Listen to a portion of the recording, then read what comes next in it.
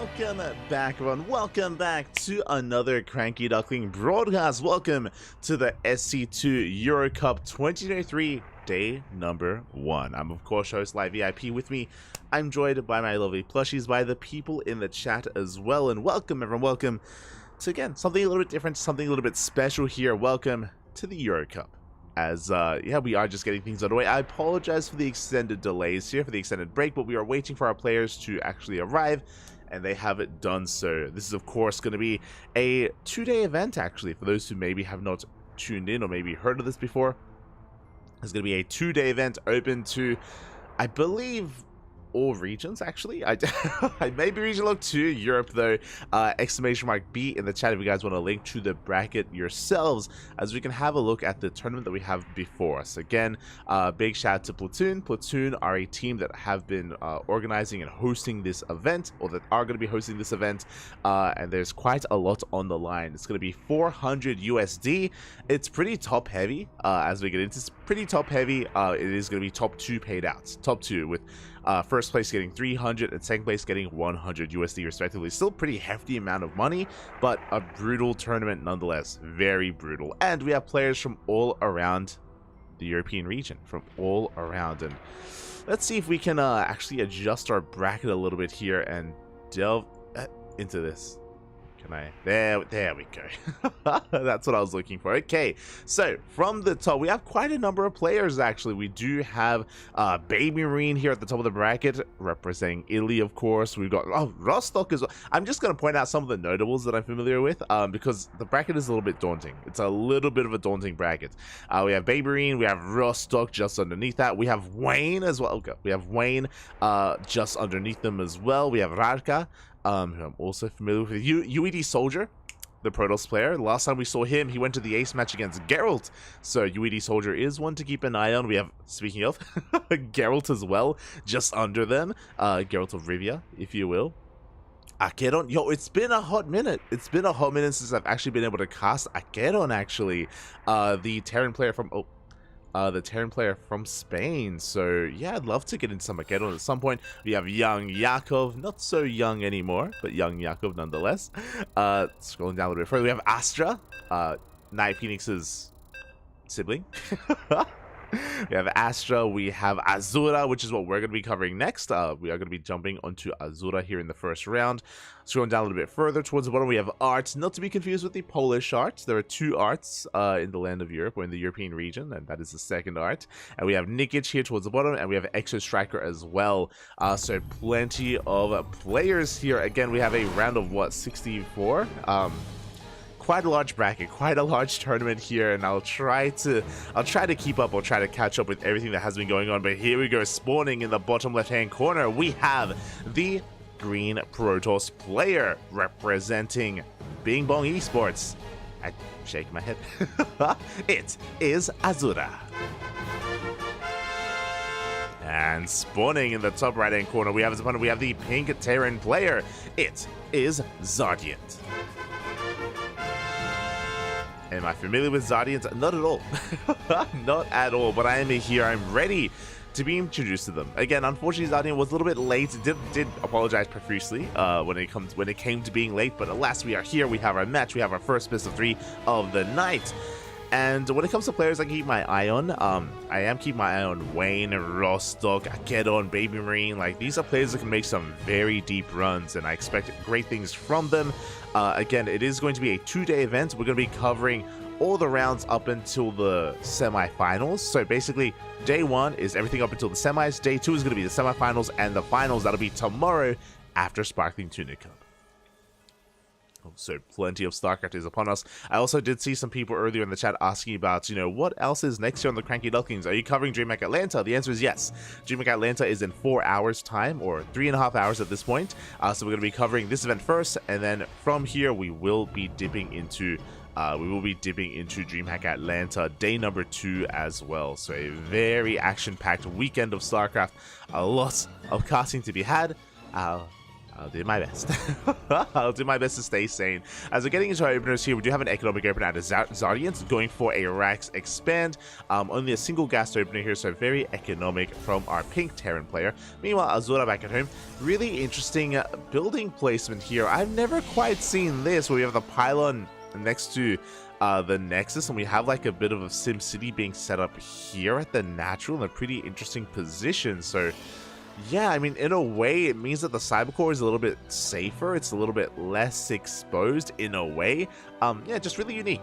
I haven't casted enough Azura. I don't get to cast enough Azura here on the channel, so I'm happy to broadcast them, happy to feature them as best I can. Fun fact, Azura was in the chat earlier. I saw Iba rock up earlier as well. Iba. Trying to sign in, trying to take part in the tournament, shaking my head. Like half an hour late to the event, he's like, yo, can I play? It's like, hey, Iba, what's going on? what's going on, Bobby? What's good? Iba.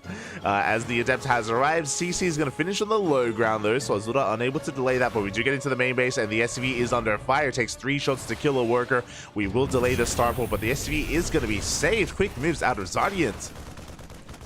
Oh, but Marines are going to be going down nonetheless. Cyclone still in production. We do have a backup SCV that has arrived, but it is going to be chipped away, and it may go down as well. Oh, it does fall. Adept gets cleaned up, but we get a full scout. The Adept confirms the 1-1-1, confirms that there's no like 2-1-1 opener or 3 racks or a delayed TC. He's fully or no fast third TC. So Azura, really good scout. Decent damage as well, as he does kind of settle on back at home. Another Adept threatening to shade in, keeping the Cyclone pin back at home. Yeah, we have a proxy pylon here across the map as well. So Azura, he can reinforce, he can warp in as well. Ay. As Zardiant is going to be moving out likewise, still continuing Cyclone production for a little bit longer. So I'm not too familiar with Zardiant. I did see Tommy Gun in the chat saying to make it happen. Does he play mech? Should I be concerned as the Cyclone is going to be going down? Oh, we don't really have much here at home to defend. No bunker, by the way, and with this warping of units, Azura, he may just snowball out of control. He gets on top of the mineral line. Cyclones, they are still on the way. This is going from bad to worse here. Zardiant is in a lot of trouble. Cyclone does race back home to defend, but this may just be too much here as the Adepts, they get into the mineral line. More SCVs going down. We have 6 dead workers already, and we're not done. Did I say 6? I meant to say 8 dead SCVs. We still have Stalkers here on the front line. The Cyclones have arrived. We will finally shut this down. Ooh. So we do hold, we do survive for a little bit longer here, at least from the side of Zardiant, but his economy is in shambles, losing so many SCVs here on Loga. We're not done! We're still killing more workers. That's going to be 10 dead SCVs here in the main base. We do manage to shade the hell out of there. We do shut down that finally, but behind this, we do have additional gateways wrapping up here. We have 3, soon to be 3 gateways done. Prism is on the way. Azura wants to keep the pressure up. He's going to have vanilla gateway units. Like, these won't be the most mobile or impactful units here from Azura, but regardless, we'll have a lot of them, and this may just snowball out of control. We're getting a Twilight Council behind this, so we're going to be getting into eventually Blink and potentially even Charge as well thereafter. But here we go, looking at the unit tab, we have 6 Stalkers for Azura, we have 5 Cyclones from his opponent, but already Cyclones are going to be focused down. We do try to focus down the medevac as well. The juggling so far looking pretty damn good. Zardiant taking the fight. Oh my god, very impressive control there. Zardiant not really losing too much whatsoever.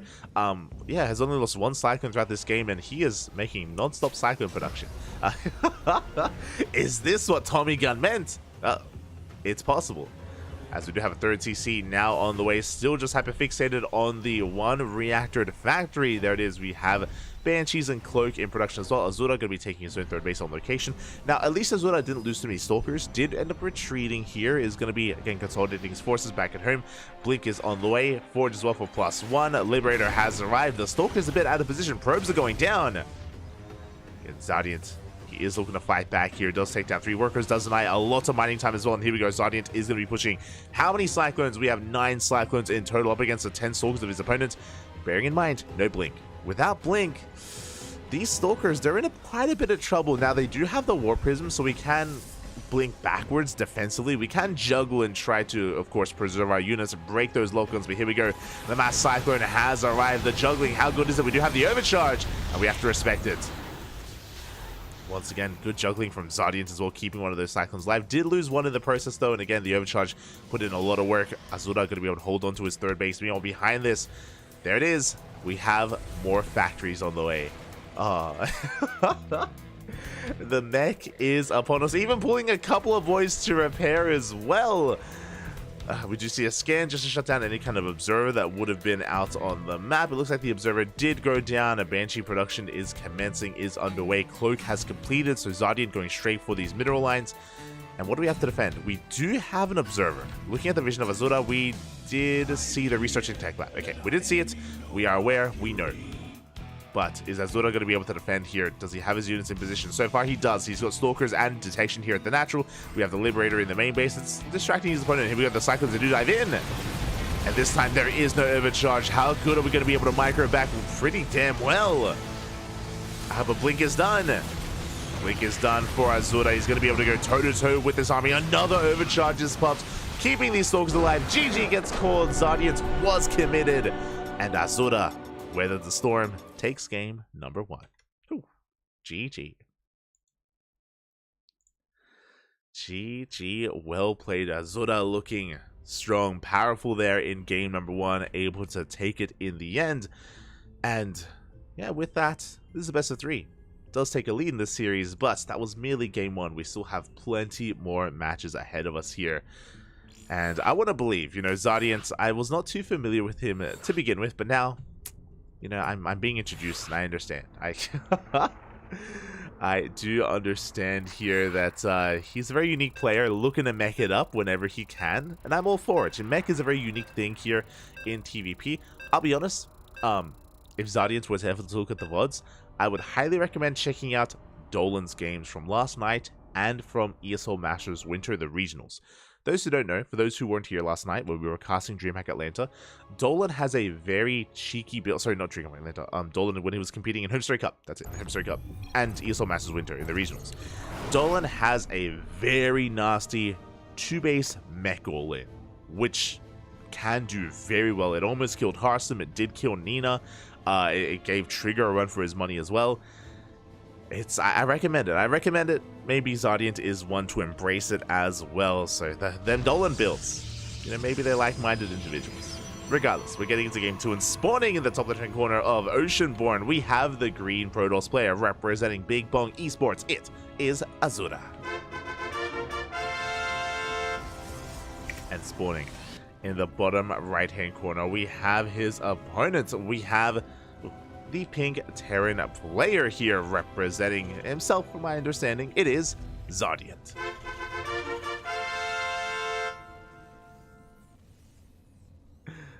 I'm always here to place anyone who doesn't show up. Iba. Ay, ay, ay.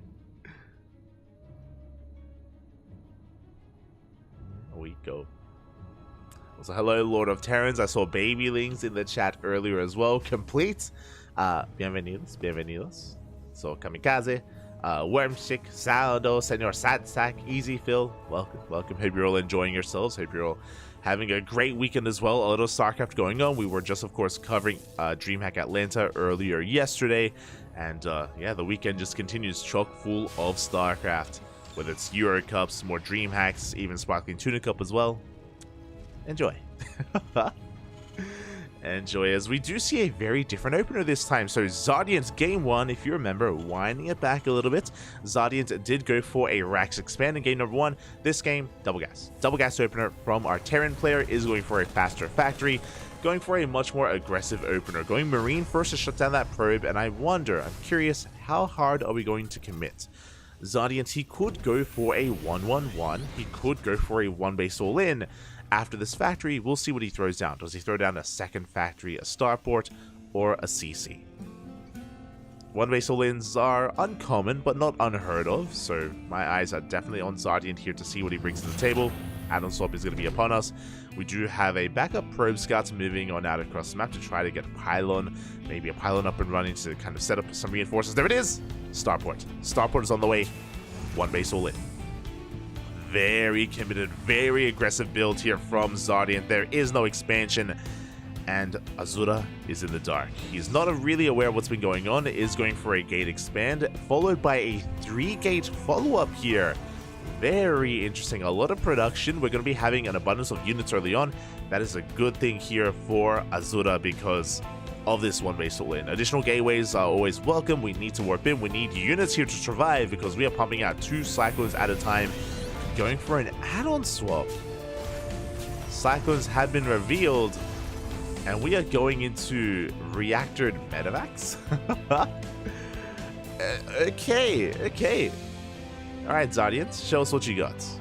Reactored medevacs are on the way.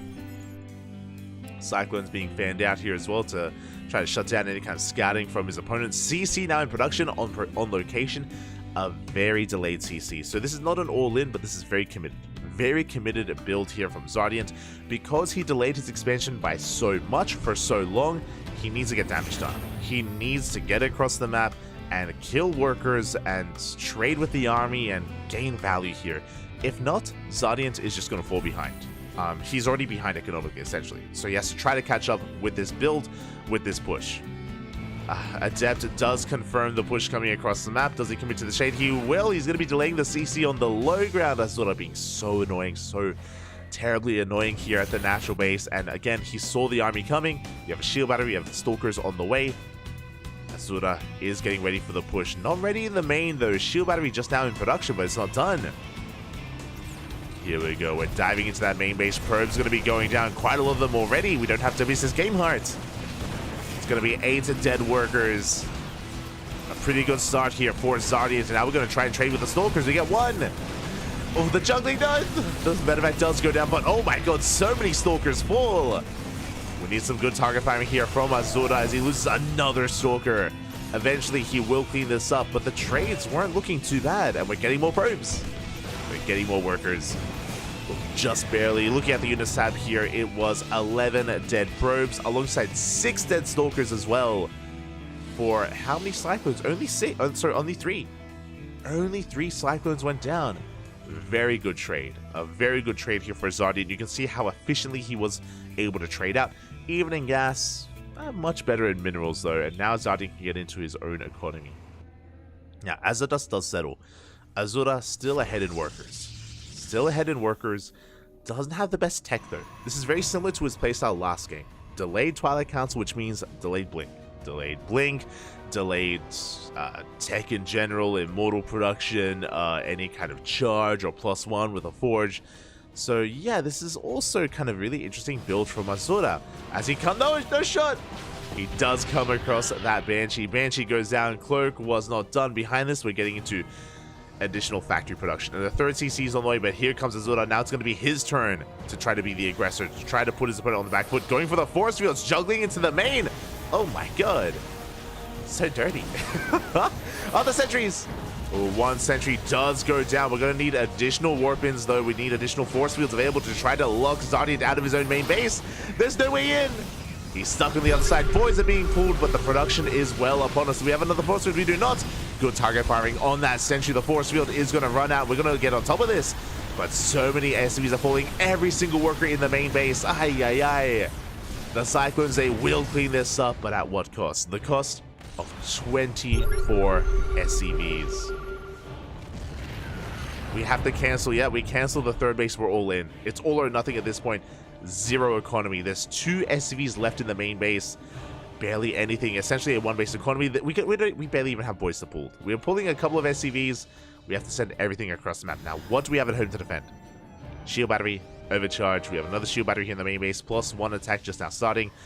First Immortal has arrived. That's a big moment. A big unit here for Azura. 3rd base is on the way alongside 2 more shield batteries. This is going to be difficult to break. Not impossible, but difficult. Ideally, Zardiant tries to drag Azura away from the shield batteries and away from the overcharge as well. Does go for the scan. Ooh, if he can maybe trigger the shield on the Immortal prematurely as well with this Banshee, or maybe we could try to bypass the army entirely and go straight into the main. We have a couple of options available, none of them amazing, but here we go. We're diving on the army. There's the overcharge. Overcharge is what we tried to dive on top of that Immortal, but the Immortal just refused to die. Good juggling here from Azura. Does keep that Immortal alive, does pull it back. Additional Banshees are rocking up as well. There is detection. There is a detection available. We're trying to focus down these last units though. We're down to 3 Stalkers and 1 Immortal. Down to 2. The Cyclones, they're trying to break through, but it's not going to be enough. Azura will hold, and GG gets called. Azura takes the series 2-0. GG.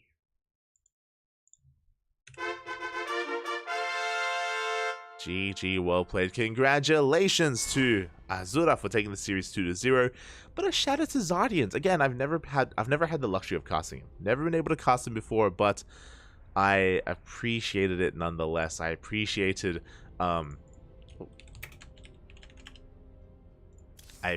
nonetheless. I appreciated the unique mech style of Zardiant as well. Didn't work, but you know, was unique nonetheless and was able to get some damage done. Unfortunately, the counterattack was devastating. The force fields on the ramp just locking Zardiant out of his own main base. I've been there before as a Zerg player. It's happened before, and my heart goes out to him. GG, well played. And with that, we have our first series in the books, and we can now catch up on the rest of the tournament, on what else has been going on.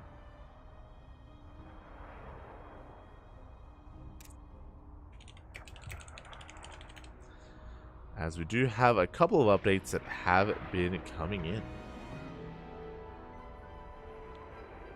So Azura takes out his opponent 2-0, is going to be advancing on into the next round.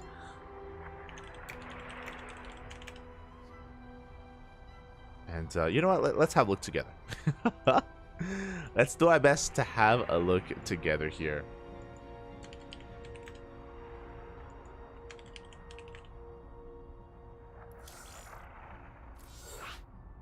I do need a moment to set things up, to get things going.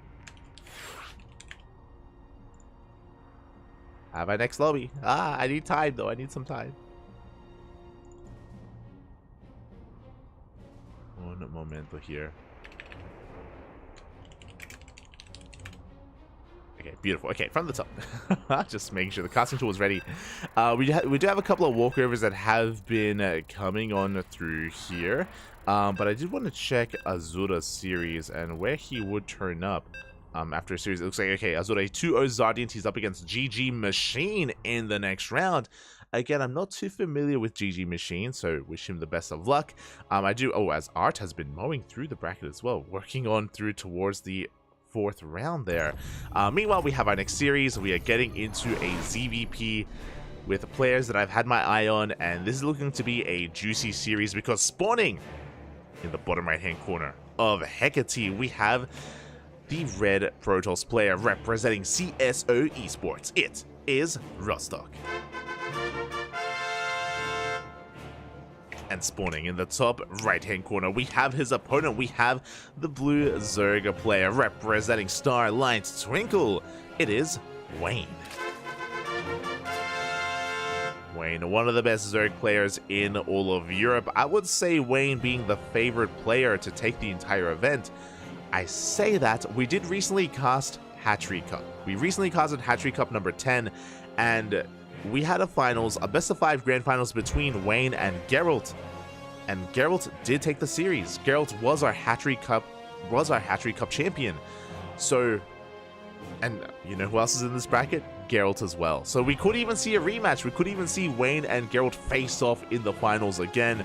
So it's not a sure thing. Even though on the one hand, I would say that Wayne is maybe the highest rated player, there are players in this tournament that can knock him down, that can bring him to his knees, Geralt being one of them, Baby Marine being another, Akedon being another, Rostock, I'm sure he has it in him as well.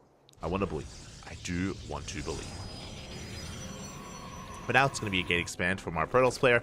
Likewise, Wayne going for a Hatch Gas Pool standard opener here from our Blue Zerg player. So everything so far is looking to be by the book. Everything is looking normal. Important that I point that out because Wayne has been known to be aggressive. He has been known to go for a 12 pool or a gas first or a roach rush. You know, he's been known to really ramp things up early on at times. So important to really take stock and realize, okay, everything's looking normal for now. And Rostock confirms that as well. So he gets the hell out of the main base.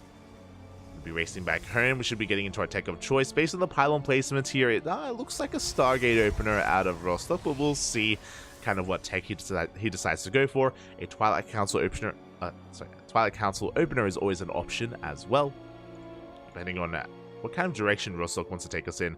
The probe being a little bit annoying. It wants to try and delay this third base, but Lings are racing on over, and we missed the probe! We barely do miss the probe, but the third base is not going to be delayed. It's going to be thrown down, and it is a Twilight Council opener. You have my attention. Let's go. Let us go. The third base has been spotted. Twilight Council opener. Okay, so this could lead us in a couple of different directions. We have pulled out of gas. We have pulled 1 out of gas for each of these gas geysers. This screams Glaive Adepts. This screams 4-gate Glaive Adepts. If we pulled back into gas, then it could go up to 6-gate Glaive Adepts or a Dark Shrine opener. But because there's only 2 and 2, because there's only 8 mining gas here, or 8 probes mining gas, 4-gate Glaives is the build and the opener that makes the most sense. Meanwhile, back at home, Wayne, he's just droning, getting a handful of Lings here to defend, to maneuver between his bases. There it is, Glaives is in production, as we mentioned before, is going to be our build of choice. Now, 4-gate Glaive Adepts is not all in. You know, just bear that in mind here, that Rostock, he's not overly committed with this. He's not being hyper-aggressive or anything like that. Is not being hyper-aggressive with this. He should be looking to expand, and there it is, third base is on the way. So this is a way to get ahead economically, not to kill the Zerg player. This is not designed to kill, this is designed to maim or to cripple or to get ahead. Give yourself some breathing room. Lings, they rock up, they get eyes on the third base. Lings once again are checking that natural as well. When it comes to the tech of Wayne, Roach Warren's now on the way. This is a 4-minute Roach Warren. A good timing here for Wayne. This means that the Roaches would be coming out as the Adepts are attacking. So the Adepts are soon to be moving out. Oh, I also just realized, my apologies. This is 4-gate Glaive Adept, yes, but there is a faster third base than normal because there's no Robo, which means no Warp Prism. So this is a very economic variation here from Rostock. Going for a faster third, 0 Robo, which means he cannot reinforce. What you see is what you get. These are all the Adepts that Rostock has to work with, which means he has to be very careful with his movement. He cannot just throw them away. He has to trade as best he can against the Lings, and ideally get into a mineral line as well. But the Queens are in position so far. One of them goes out, not enough entry for Transfuse. No Transfuse, we almost get a second Queen, but we do not overextend. We respect all of these Lings. And Rostock is going to be backing up. But again, behind this is just getting his third base up and running, is going to be probing on up, and should be taking into Immortal production behind this as well. There it is. Robo and Forge on the way. The Adepts, they will threaten this third. Wayne has a low amount of drones to begin with. He cut workers at 37. Now he's going to be droning. Roaches have arrived. And Wayne survives. So Rostock he backs off. And Wayne didn't lose any workers. He didn't lose any drones whatsoever. So a nice little back and forth between the players. Wayne did lose a queen, so that was a nice pick off from Rostock. But remember, it was so important that Rostock didn't really lose anything too soon. But now we can commit. Now he reinforces with a second wave of Adepts, and that much more firepower is available here for Rostock. We'll see if he can try to catch Wayne off guard. Oh, big Link counterattack though is catching some of these probes at the same time. The Adepts, they're pushing out. And how many Roaches do we have to defend? We have 4 Roaches. Uh-oh. We do not commit, but we do go straight up for that third base. Our Roaches are in position. Drone so far not going down. And Wayne is going to be able to keep up here. A Queen falls though. And there's the target firing on those drones. We get a second Queen, we get a couple of workers, but the Roaches keep up, and oh, the Roaches will lock this down. Yeah, only a handful of Adepts survive. That was not really worth it. Looking at the unit stab, we killed 44 Lings. We killed a lot of Lings. To be fair, a lot of Lings went down, but we didn't really touch the economy here. And now Wayne, he's going for a big counterattack. And what do we have at home to defend this round? No, the Adepts, they get caught out as well.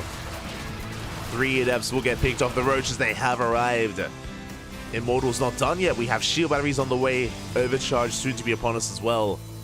Wayne from here, he's just posturing. He's going to be droning. Let's get a Stalker. Not a bad pickup. But behind this, Wayne, he's droning. Oh, another Adept arrives. 7 drone. Oh my god. 9? 9 workers going down. That was not meant to happen, by the way. The initial Adept harass didn't do anything, but 2 Adepts. 2 Adepts is all that Rostock needed. They get into the natural 9 worker kills. Suddenly, Rostock, he's looking good. He's in a good economic position. Sure, he lost all those Adepts, but you know what? We don't care anymore. It's all about Blink. +1. Immortal production underway. Second robot for double Colossus production with the Robotics Bay. This is a very tech-heavy style. So, we had a lot of aggression from Rostock. Now it's all about defending. Now Rostock, his win condition, his goal here is to just turtle, defend on 3 bases, eventually get a 4th. There we go. 4th is on the way. We turtle, we defend, we get up to 4 Colossus, and then we can push out. Then we can finally be free. And Wayne is playing catch-up. Wayne is going to be playing catch-up. He gets eyes on the 4th base timing. Spire is on the way. This is a good way to catch up. This is a good way to try to catch the Protoss player off guard. And there it is. 5 mutas are on the way. 5 mutas is enough to one-shot workers. We could invest a little bit further. And yep, there we go. We have 6 mutas now in production. We could get a little bit more going. Back at home, we will have Blink Stalkers. So we will have an answer, but we need to scout the Spire. Without getting eyes on this, Rostock, he won't really be prepared here. He needs Phoenix production, Stargate, cannons, shield batteries. Hallucination goes down, and looking at Rostock's vision, he has yet to see and yet to confirm the Spire. Now, I assumed that we would be defending until we got Colossus. Colossus are on the way. Oh, we're a little bit supply blocked. We're still working on that second Colossus as well. But Rostock is pushing out already. This is risky. This is risky because there's no War Prism. There's no War Prism with this army. No way to reinforce, no way to juggle, no way to preserve those Immortals. Risky maneuver, but we do shut down the Queen, and we get on top of the base. Oh, that's a kill, not a cancel. Wayne going to be hurting here. The force field's looking damn good. And we catch these mutas. The mutas, 1 goes down. Big pickoffs as well. Big scout at the same time, though. There are still mutas across the map. 3 probes will fall. And Rostock, he's done more than enough. We got to get out of here. There we go. There's the recall. Rostock lost 3 probes. He killed 4 workers, and he got a kill in the hatchery as well. Rostock in control right now. But the mutas, they dive into that natural base, into that 4th base, sorry. They get another couple of probes. Threatening that pylon. Stalkers have arrived. We have additional cannons and shield batteries on the way. As we mentioned before, stack defense is so important here just to buy time. And these mutas, they've done some damage, but not enough to catch up. Why? Well, because of this dead base, because of the dead 4th. Rostock ahead in bases, ahead in economy. There's a lot of pressure here on Wayne to catch back up, to come back. Here we go. We have mass muta coming in on the right-hand side. We're just continuing to pipe out more and more mutas. Blink Stalkers are trying to keep up here. We don't leave much at home to defend at the 4th. A massive Link counterattack with roaches alongside them. We're going for the 4th base. At the same time, the mutas, ooh, they do threaten the 3rd, but they're distracting Rostock's army. We're going for the kill. We're going for the Nexus. And despite the overcharge, the Nexus is going to be going down. There's just too much DPS. Wayne successfully pulling apart Rostock. Snipes the Nexus, gets the hell out of there. Rostock was in a good position, but because of the mutas, they did pull Rostock again towards that 3rd base. They distracted him. And the mutas, they're not done. How many mutas do we have? We are up to 25 mutas. The probes, the mineral line. Oh my god. We're going straight for the Cybercore, which means no more Stalkers. And Rostock is forced all in. We have 2 big armies moving out across the map. We have Stalkers here on the left. We have the main army towards the right. Mutas are just wreaking havoc here, killing every single worker. We're in full base rate. The Colossus, no! Barely a save. The Colossus does survive. A big save there from Rostock. Now, the problem here is, one, these Stalkers are a little bit fragmented and they're getting picked off. You know, in these small groups, they're getting picked off one after the other. This Muta army, if it gets across the map, I don't know if we can deal with it. Colossus comes out and it's going to be shut down immediately. At the same time, we're going right for the kill, right for the natural. There is a Ling army here on the left-hand side. We're pushing towards that natural base. Camping the production, shutting down the tech. And drones are going to be going down. Mutas, they still don't turn around, by the way. We're still in full base trade mode. Hatchery does fall. We can camp these eggs as well, shutting down these mutas. Yeah, the Lings, they commit. Wayne, he ignores this army. And we need to evacuate some workers. We need to get rid of the probes. We're recalling. Uh-oh. We're recalling back home. We have a handful of Stalkers left. We have the shield battery. We have an overcharge. Rostock has to be very careful with how he engages. He's racing back home as well. Oh, but his army, again, it's fragmented. The mutas, they're going straight for the Colossus. And Colossus is going to be going down. Big pick off. What else can we find? A sentry, a couple of stalkers. Oh, we do blink off forward. Archons are also coming in. And as the dust does settle, Wayne lost his natural, true. He also lost a hatchery here on the right-hand side. But he keeps his main alive. And he's still mining at his third base and at his fourth. Wayne has a better worker count, he has a better economy. Rostock is on one base. Rostock, he lost everything else. He's on one base economy. Does pick off a couple of meters. But again, Wayne is droning. Wayne, he's droning up. His meter count is still looking solid. 37. 37 meters here for Wayne. He's taking another hatchery as well.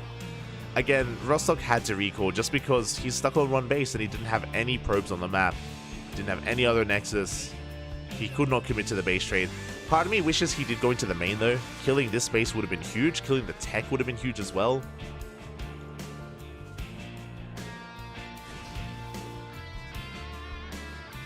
But unfortunately, Rostock is just stuck here working on Storm. Storm is in production. But Wayne just with an insane army. Things were looking close. Things looking very scrappy between these two. Very back and forth. But the mass muta, the real MVP here for Wayne. Rostock, he's going to try to expand. Wayne is here to deny it. And Wayne, he could probably even attack this even with pure muta. I mean, if there wasn't Storm. Storm is about to finish though. And Storm is going to be a big factor here in the next fight. So can he somehow pull this off? Okay, there's a world. If he's able to catch these mutas, if the mutas, if they attack head-on into Archons, and if they take Storms to the face, then maybe we can make this work. But the mutas, they dive into the last mining base, last bastion of hope here of Rostock. They take down the Templar Archives. Big Storm on the army, but one Storm is not good enough. Did a lot of damage though. Did soften up these mutas. But we're retreating, we're regenerating our HP.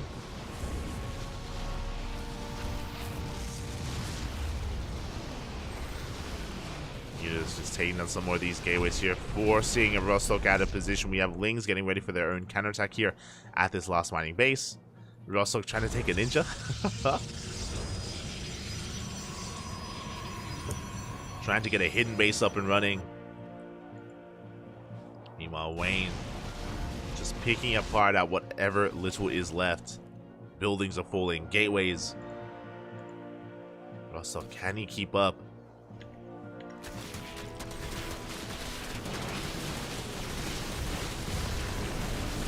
As the Lings, they dive right on top of it. Oh my god, we're going for the Nexus. We're going for the kill. A really greedy move here from Wayne, and it's not going to be worth it. Every single Ling, every single Roach goes down. A good trade here for Rostock. Trading HP of the Nexus for an entire ground army. Again, that was 58 Lings and 6 Roaches for nothing, essentially. We did just pick up a High Templar. High Templar did go down. But that was a good trade for Rostock. An overextension from Wayne, but he may just feel that confident. One volley from these mutas, they can get a kill on that Nexus. It's so tempting. It is so very tempting here. Going for the gas geysers, going for the High Templar as well. Doesn't quite get them. Ninja base is getting up and running. We're trying to keep up with these mutas. Oh! Trying to keep up with the mutas. It's going to be 3 dead mutas at this point, and we're taking it by another big Storm. But throughout all of this, Lunker Den is on the way. Hydras as well. We're amassing and getting ready for a Lurker transition. We can afford it.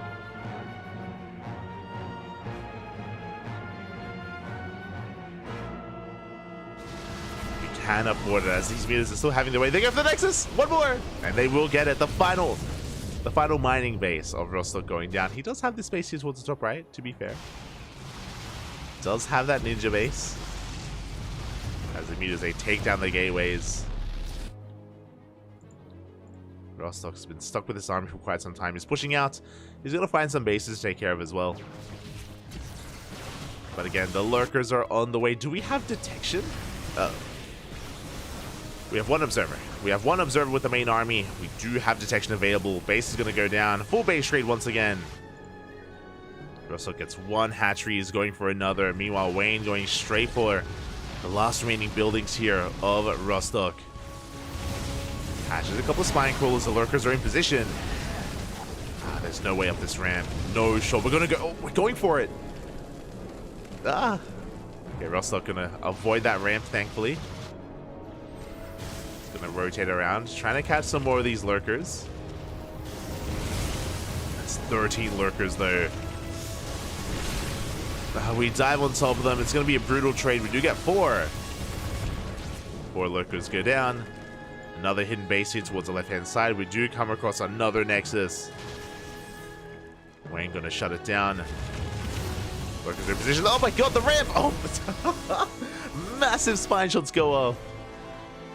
That is not the way, Parker. That's not the way. And I'm sure Rostock is feeling a little bit frustrated because he was in a good position. Rostock was 100% in a good position this game, but the mutas, they allowed for the comeback to be a reality. Massive spine shots going off. We will clean this up, but we barely have anything left, and 100% we can collapse on this with the mass muta. The base is going to fall. We do have 2 storms available. Soon to be 3. As they come across another Nexus. Rostock hoping he can maybe catch Wayne making a big mistake. Finds another base. A lot of drones are going to be going down, but here come those lurkers. Big spine shots. They take down an Archon. Again, there's barely anything left. The mutas, they should know that they can turn around. They can fight this. Storms are being spent. 1 storm left. 1 storm left in this army. And here we go. GG gets called. And Wayne will take game number 1. Whew.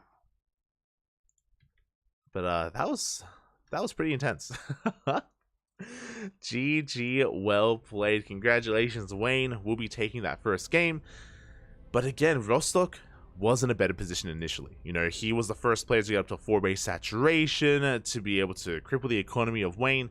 It was the mutas. The muta play did pull Rostock apart, did allow Wayne to pick up the 4th, if you remember, to kill workers, to force the base trade, to gain value, and to contain Rostock as well, to not allow him to really push out. In the end, we had a base trade, and in the middle of that base trade, Wayne did have the advantage. GG, well played.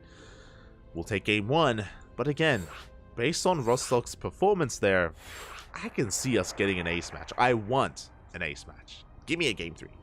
Por favor. Here we go. Catching up in the chat. GG Machine is a 14-year-old, I think. Oh. 5.4, 5.6. That's crazy. Oh, these young kids. Oh my god.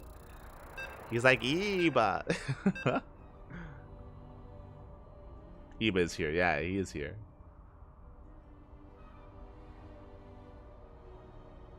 Chess is the same way. I remember getting to chess at 16. I think I was pretty good. I found out there were 13-year-old GMs. Oh my god.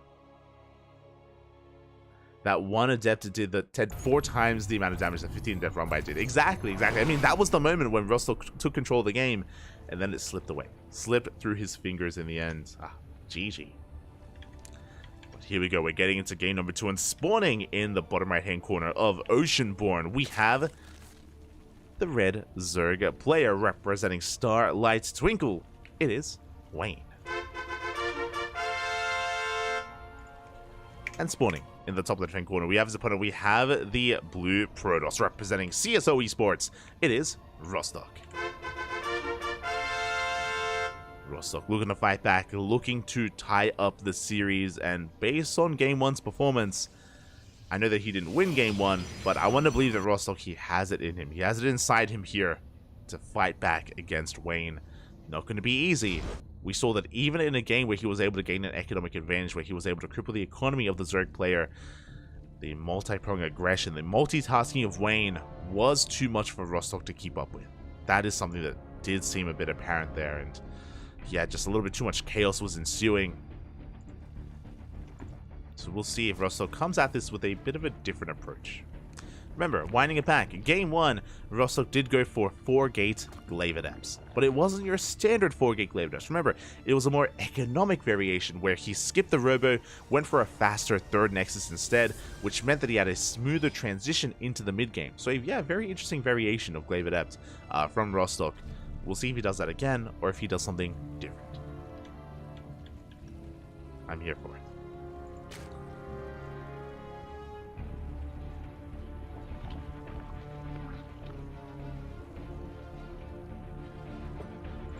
Here we go.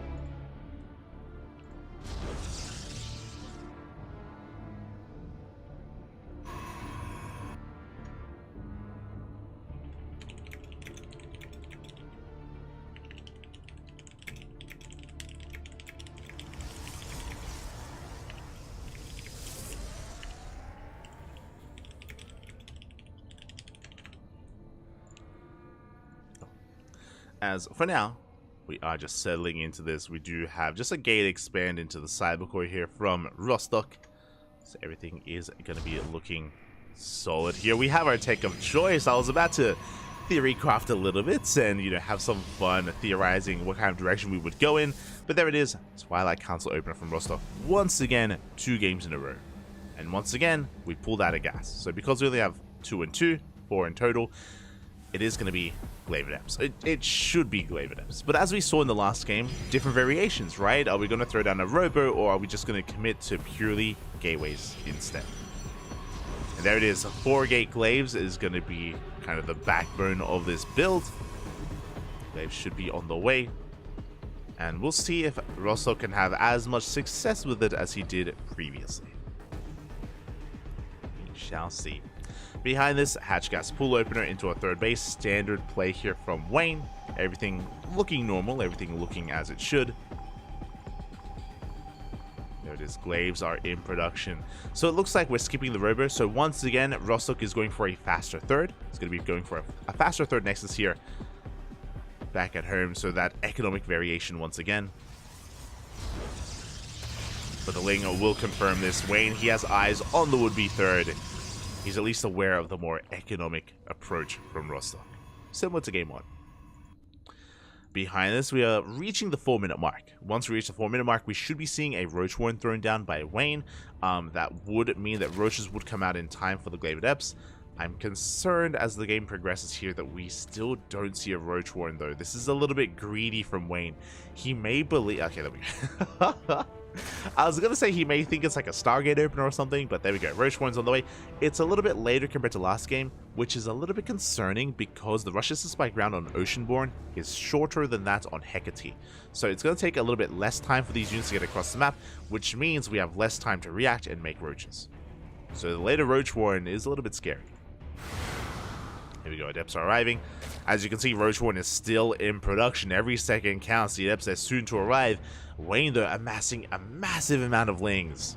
Enough Lings to keep up. The Queens are going to be approaching those Adepts initially. We do have the Lings trying to chase the Shade. We commit to the Shade, though.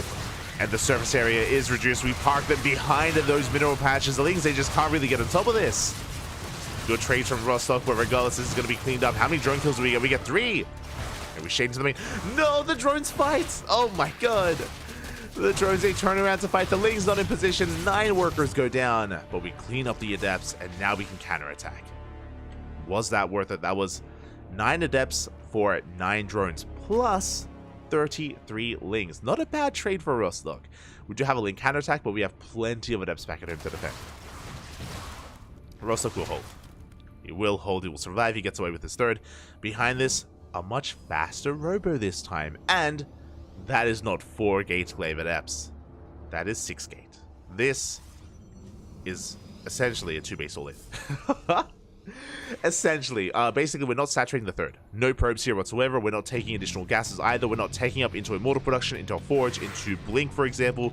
We're doubling down on Mass Adept.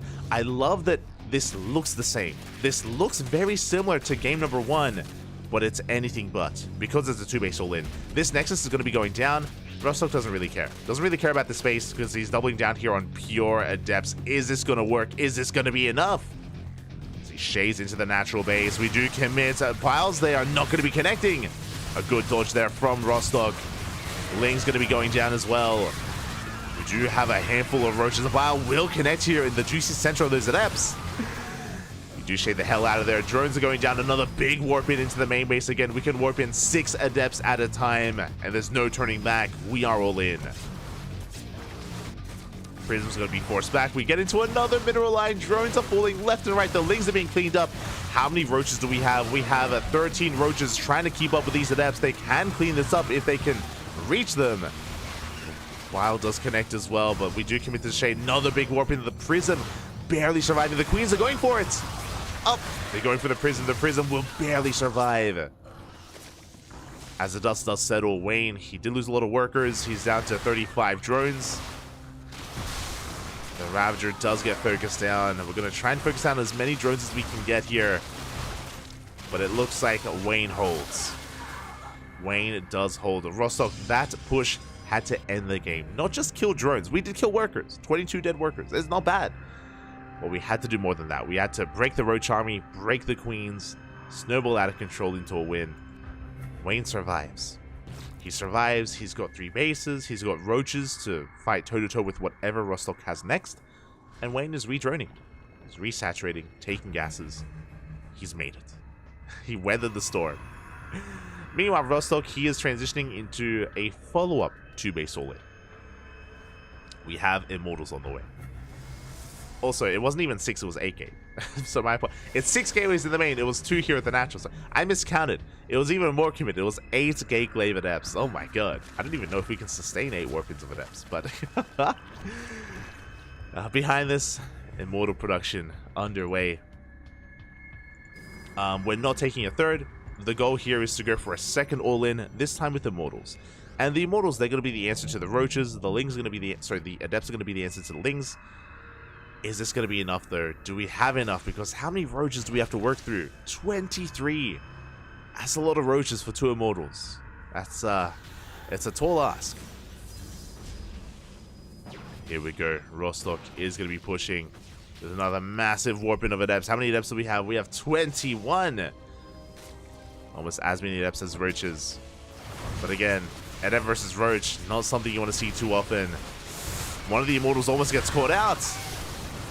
Yeah, the Roaches are just going ham on this army. Piles being thrown down as well, but getting on top of the Immortals. Yeah, 1 Immortal falls second as well. GG gets called, and Wayne will take the series 2-1, advancing on to the next round. GG.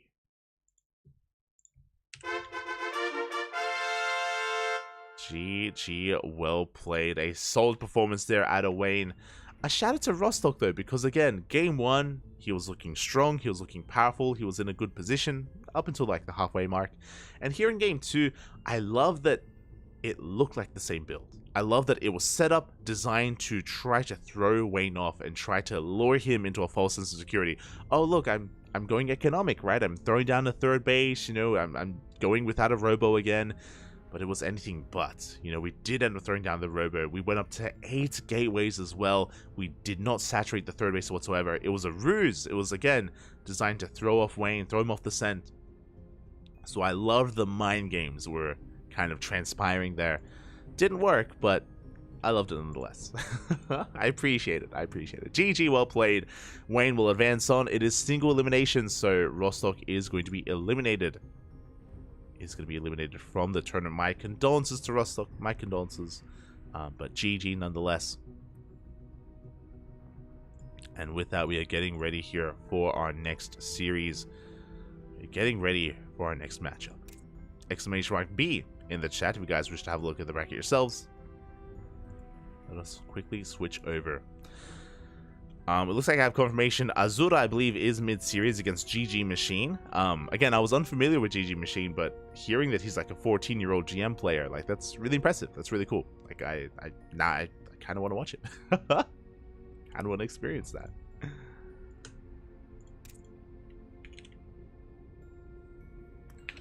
Kind of want to experience that as we are going to be going over this. So Wayne advances on over his opponents. Up next, we have Baby Marine versus Flixer. I think they might be about to start. It looks like they're both available, so we'll see. We'll see if they do start up that series. Oh,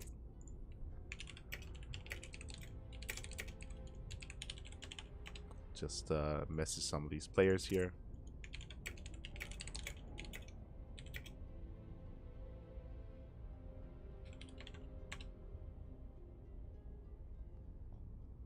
Beautiful. I scroll down a little bit further as I know it's a little bit small. I know I had to put on your glasses. It looks like we have a couple of results coming in. UED Soldier did 2-0 Sickness, and UED Soldier 2-0'd Sakaros. UED Soldier going for a deep run here, as to be expected. You know, I expect great things from him as a result, advancing on into the third round. We have Geralt versus Razorback, Akedon versus Rainy Suns. I'm getting some mixed signals there, but shout out to Rainy Suns nonetheless. Scrolling down a little bit further, we have Young Yako versus Rom currently going on in the third round. We got Lord GG, who 2-0'd Astra, by the way. Very impressive. I was kind of favoring Astra there. Not too familiar with Lord GG, but impressive. Very impressive nonetheless. Gets the 2-0. Shameless advancing on over Wannabe Björn. GG Machine still up against Azura into Shameless. Really good matches there, actually. Really good series that are going to be taking place. Art advancing on, facing up against Tulin. We got Nikic up against Exo Striker. That is a juicy one. That's a solid ZVP. I look forward to it. I look forward to Nikic versus Exo Striker. But when it comes to our next series, Baby Marine versus Fixer is about to start. It is about to begin. We will be jumping on that into Wayne.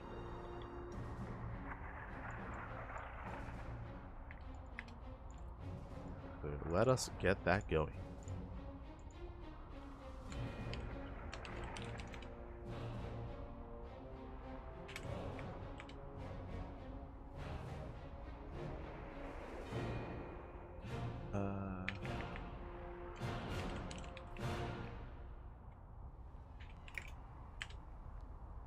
Just setting some things up here. Getting things ready.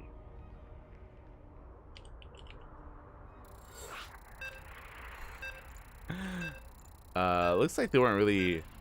Yeah, it's all good. Hopefully they can sort things out here as... Oh, it is going to be a ZVT. I'm not too familiar with Fixer. Not too familiar with him as a player. Or his team. I think it's Hazard Esports. I could be mistaken.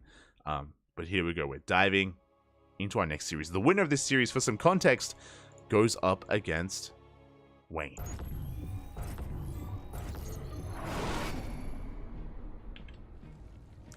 And spawning. Oh my god. Oh, it is. Spawning in the bottom right-hand corner of Golden Aura, we have the yellow Zerg player representing, I believe, yep, Hazard Esports. It is Fixer. See, I know these clan tags. And spawning in the top left-hand corner, we have the Italian Terran player representing the Platinum Heroes. It's the blue Terran. It is Baby Marine.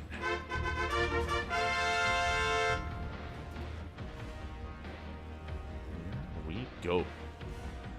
Alright, our TVZ is upon us. Now, again, I'm not too familiar with Fixer, as he's going for what looks to be a proxy hatch. Let's go. I'm not too familiar with Fixer, so if you're in the chat, if you are maybe a little bit more knowledgeable about some of these other players from the tournament, then let us know. Let us know. Earlier we had Tommy Gunn. Let us know that, oh my god, I almost forgot his name. I almost said Guardians.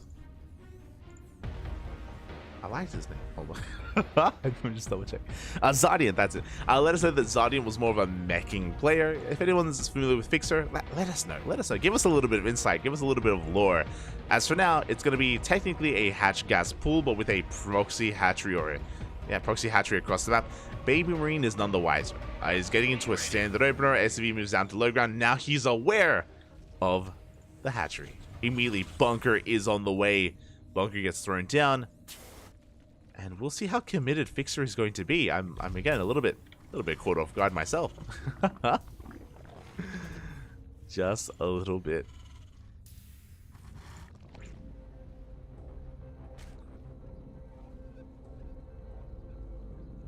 This Fixer is just going to be going for a hatchery back at home. Okay, so it looks like he's not really going to be committing too hard. The spawning pool is done, which means he can make lings across the map if this finishes, and it will finish.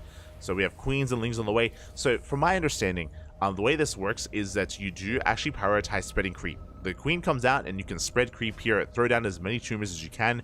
You try to keep the tumors alive, and you make it very difficult and very annoying for the Terran player to expand. Now, Baby Marine, he responds with a second Rax. He's getting into Marine production. Bunker is being filled up. And Baby Marine is going to be able to chip away at the hatchery. Going to be able to chip away at this base to begin with here. His goal is to try to get on top of that tumor before, or to get on top of the queen before the tumor can be thrown down. There it is. Tumor is thrown down, and the Marines are on the way. No, the surround. Oh my god, that was so close. But the tumor will finish. And again, the goal here is just to delay. Delay and just contain Baby Marine to one base for as long as possible. We should be throwing down like another tumor here top left and spreading creep towards the right. The goal here as well is to spread the creep in such a way to force multiple scans to clean this up and to take multiple scans to be able to expand. And there it is. Tumor is being spread deeper into the natural, to every corner here of the natural base. Eric has done this before, and yeah, this can be quite a nuisance. So far, one scan should be able to cover both of these tumors. Should only take a single scan. Behind this, it was a 2-Rax opener here. It's going to be a 2-on-1 at a Baby Marine. And we'll see what kind of placement of scan we do get from our Terran player here. As he shouldn't be able to land yet. Back at home, we're just droning, getting into double Evo chamber, double upgrades. 1-1. Another tumor is on the way. Oh, that one might be out of range. Ling's going to be cleaned up. Efficient trade here from Baby Marine. Oh, he does see the tumor. And where are we going to scan? We do cover, yeah, we cover all of it. We should cover every single tumor there. Very nicely done. Queen is going to fall as well, and now Baby Marine can get up and running on 2 bases. Let's go. He has been delayed quite heavily, don't get me wrong. Quite heavily delayed here, but we'll be able to get it up and running without too much issue. Meanwhile, Fixer, that wasn't without any cost of his own. He's still on 2 bases himself, still doesn't have a 3rd hatchery, so Fixer isn't in the best economic position. I do appreciate that he's prioritizing 1-1, which means he's going to have a big timing with 2-2 later on once he gets his lair up.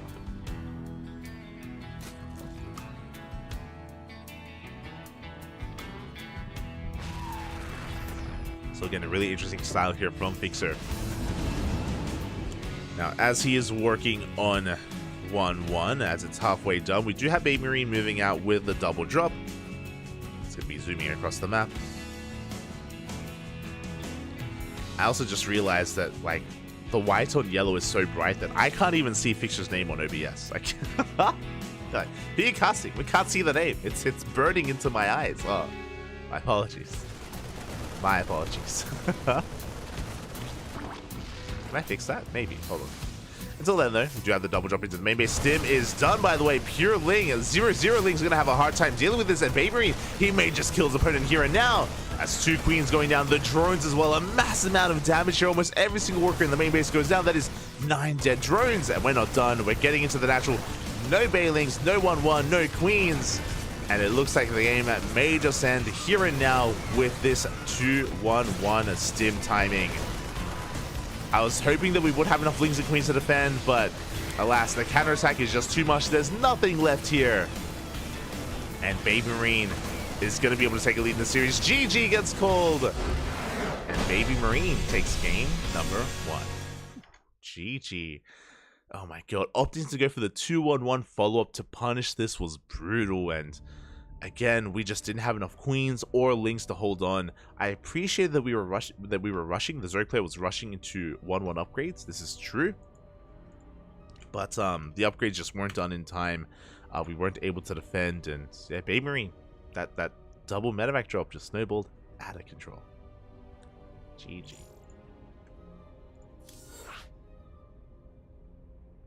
GG, well played. And with that, Baby Marine does take a lead in the series, and we're looking to get into game number 2. Oh, as Art is starting up, he's starting a series against Nickish. Oh, that's such a good series. There's so many good matches going on. But I'm content to follow. I'm content to follow Baby Marine. I'm content to follow him into his next series, or potentially Fixer into his own next series. I'm here for it.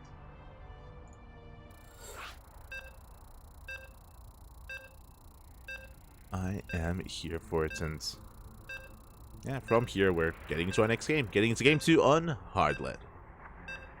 Let's go.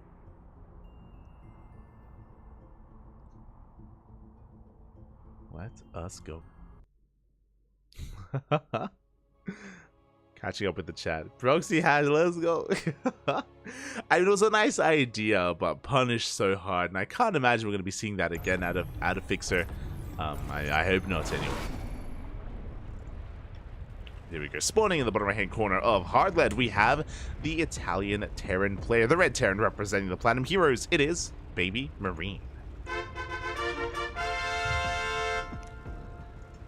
And spawning in the top left-hand corner, we have as opponent, we have the yellow Zerg player representing Hazard Esports. Down in the series, looking to fight back, it is Fixer. Hold on, can I, like, do this? That's a bit better. Look, like, this is, like, illegible. Like, you can't read that. Like, that's not... I'm talking about the UI here. So, bam! For now, anyway. For now. Just, you know, so it looks a little bit more... just, yeah, possible to read. As, once again, Fixer is going to be going for a proxy hatch opener.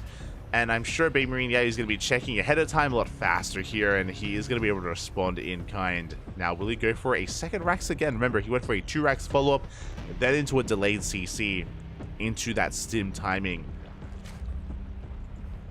We'll see if he goes for a similar reaction, a similar response. Meanwhile, Fixer just going for a hatch gas pool opener here with the proxy hatchery. Now remember, this does delay the economy of Fixer, so he has to make this worth his while, not just forcing a single scan to be made. The Lings also weren't traded out efficiently. Baby Marine just shut Fixer down so hard in that last game, and he's going reactor first. Oh my god. Baby Marine. I'm curious. Okay. I'm curious as to what comes next. I'm curious if he will eventually deal with this, yes, but okay, he is going for a different approach. He's going straight for a factory. Interesting. So last game he went for a faster second Rax. This time he's going for a 1-1 opener into this factory. Could go even into an add-on swap. If he goes into reactor to Hellions, okay. He's not going for Hellions. He's going for Marines to begin with. Bunker is on the way. Gonna go Marine, but I'm really curious to see what is made from this factory. We're going double oh my god. Double factory follow-up here. Hellions and Cyclones on the horizon. I do think this is smart because I think the Hellion Cyclone is going to be able to hit faster than the 2-1-1.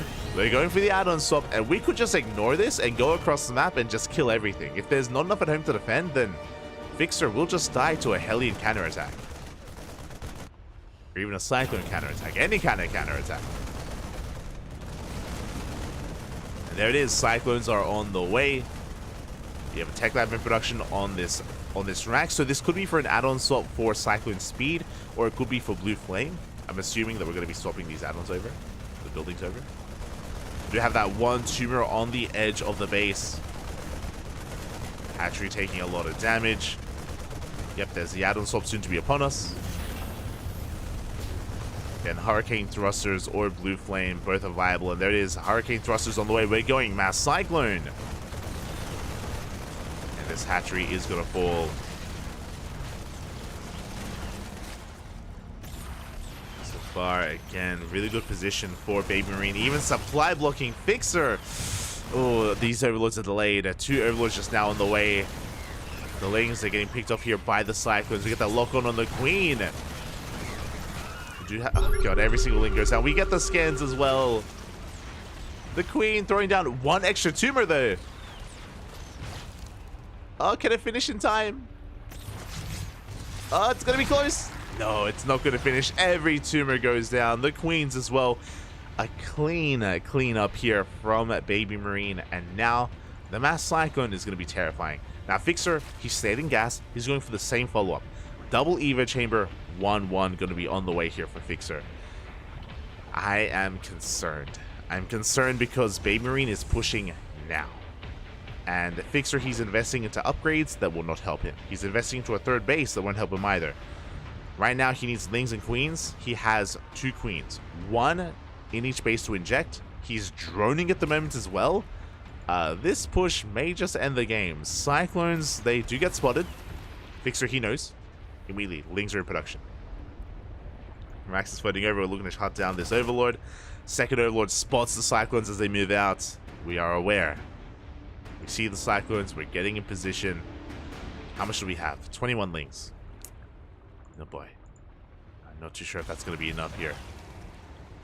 Cyclones, they do dip onto creep here. We have to be very careful with how we kite. We don't want to get surrounded. We do surround 1, 2 Cyclones go down. Not too bad. And it looks like we get a third Cyclone. Nice pick off towards the end. 3 Cyclones is a good start for Fixer, but the rest of the things are still in the way. The Queen's going to be going down. Here come the reinforcements, and we just don't have enough to deal with this. The boys are being pulled. Here come the Lings, though. And the Cyclones, they need to get out of the open. And they do pull back to the safety of the mineral line, and it looks like we just have far too much. Baby Marine, once again, shutting this down completely. Looking damn good doing so as well. As he gets into the mineral line, cleans up all these drones. Lings are going to try to handle this, going to try to keep up, but we clean everything up. GG gets called. And Baby Marine will take the series 2-0, advancing on to the next round. GG. GG. A solid performance there from Baby Marine. My condolences to Fixer. I appreciate the creativity, or the just more unorthodox style from Fixer. Unfortunately, wasn't able to catch a player of the caliber of Baby Marine off guard. Baby Marine, clearly familiar with that play style, easily shut it down in 2 different ways as well, going for the 2-1-1 in game 1 and going for the 2 factory mass cyclone in game number 2. So very nicely handled, very nicely done by Baby Marine. He does 2-0 his opponents, and up next, he's up against Wayne. Oh, the TVZs continue, and this is what I've been waiting for. This is what we all want. It is going to be some of the stronger players here in the entire tournament. Wayne versus Baby Marine. This is going to be a next big challenge here for Baby Marine. He was looking good, but can he take down a player of the caliber of Wayne? That's the next question. I'm ready for it. I am ready for it here. Do we have any other updates here in the tournament though? Remember, this is day 1. We're only casting up to the semifinals, which means the last series that we cast is going to be the quarterfinals. Quarterfinals is where we stop. The semis and the finals will be tomorrow. It'll be taking place tomorrow instead. So bear that in mind as we are going to try to catch up here with what has been going on. Okay, from the top. From the very top here, we have Wayne and Baby Marine up next. That's going to be what we're casting. Scrolling down a little bit further, UED Soldier, he's waiting for his next opponent. He's waiting for either, who is that? Either Silver Crow or Am Swifty. Okay. Waiting for his next opponent. Scrolling down a little bit further, we have a Geralt versus Razorback mid-series. Winner goes up against either Acheron or Rainy Sons into Young Yakov. Really big names, actually. Acheron into Geralt into Young Yakov. Really solid series going on there. I hope I'm able to catch some of that later on, as all of that's going to be leading into the upper quarterfinals. Oh, sorry, the upper semifinals. That's where they all face off. So basically, Young Yakov is already in his final series of the night. Already in his final series. Meanwhile, Lord GG waiting for the winner of GG Machine, Azura, and Shameless. Some more really big names. Big names here are going to be facing off to face off against Lord. I'm not familiar with Lord GG. I'm a little bit more familiar with everyone else now, but yeah, Lord GG is more of an enigma to me, so I'm curious. Meanwhile, we have Arch versus Nikic, a solid PvZ going on there. That could go either way. That is their final series of the night. Winner advances on to the semifinals, to the top 4. Best of luck to Arch and Nikic. That could go either way.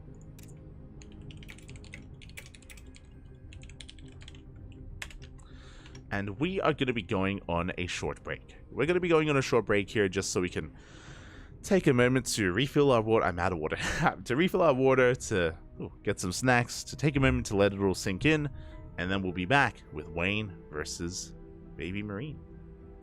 See you soon. See you soon.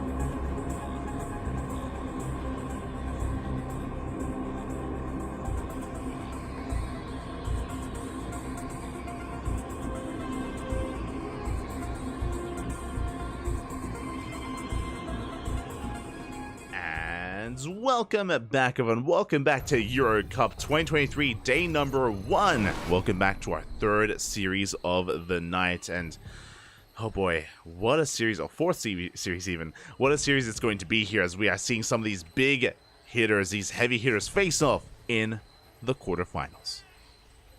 In round of 16. And spawning in the bottom left-hand corner of Solaris, we have our Italian Terran player representing, soon to be representing the Platinum Heroes. As we are getting a bit of a pause here, and looks like we are just making sure that everything is okay, that there are no technical issues or anything of the sort. That we are all good in the hood. But yeah, as a reminder, this is still a round of 16 match. The winner of the series will be advancing on to face off the winner against of Uedi Soldier, Silver Crow, and Am Swifty as well. So still have a couple more matches ahead of us.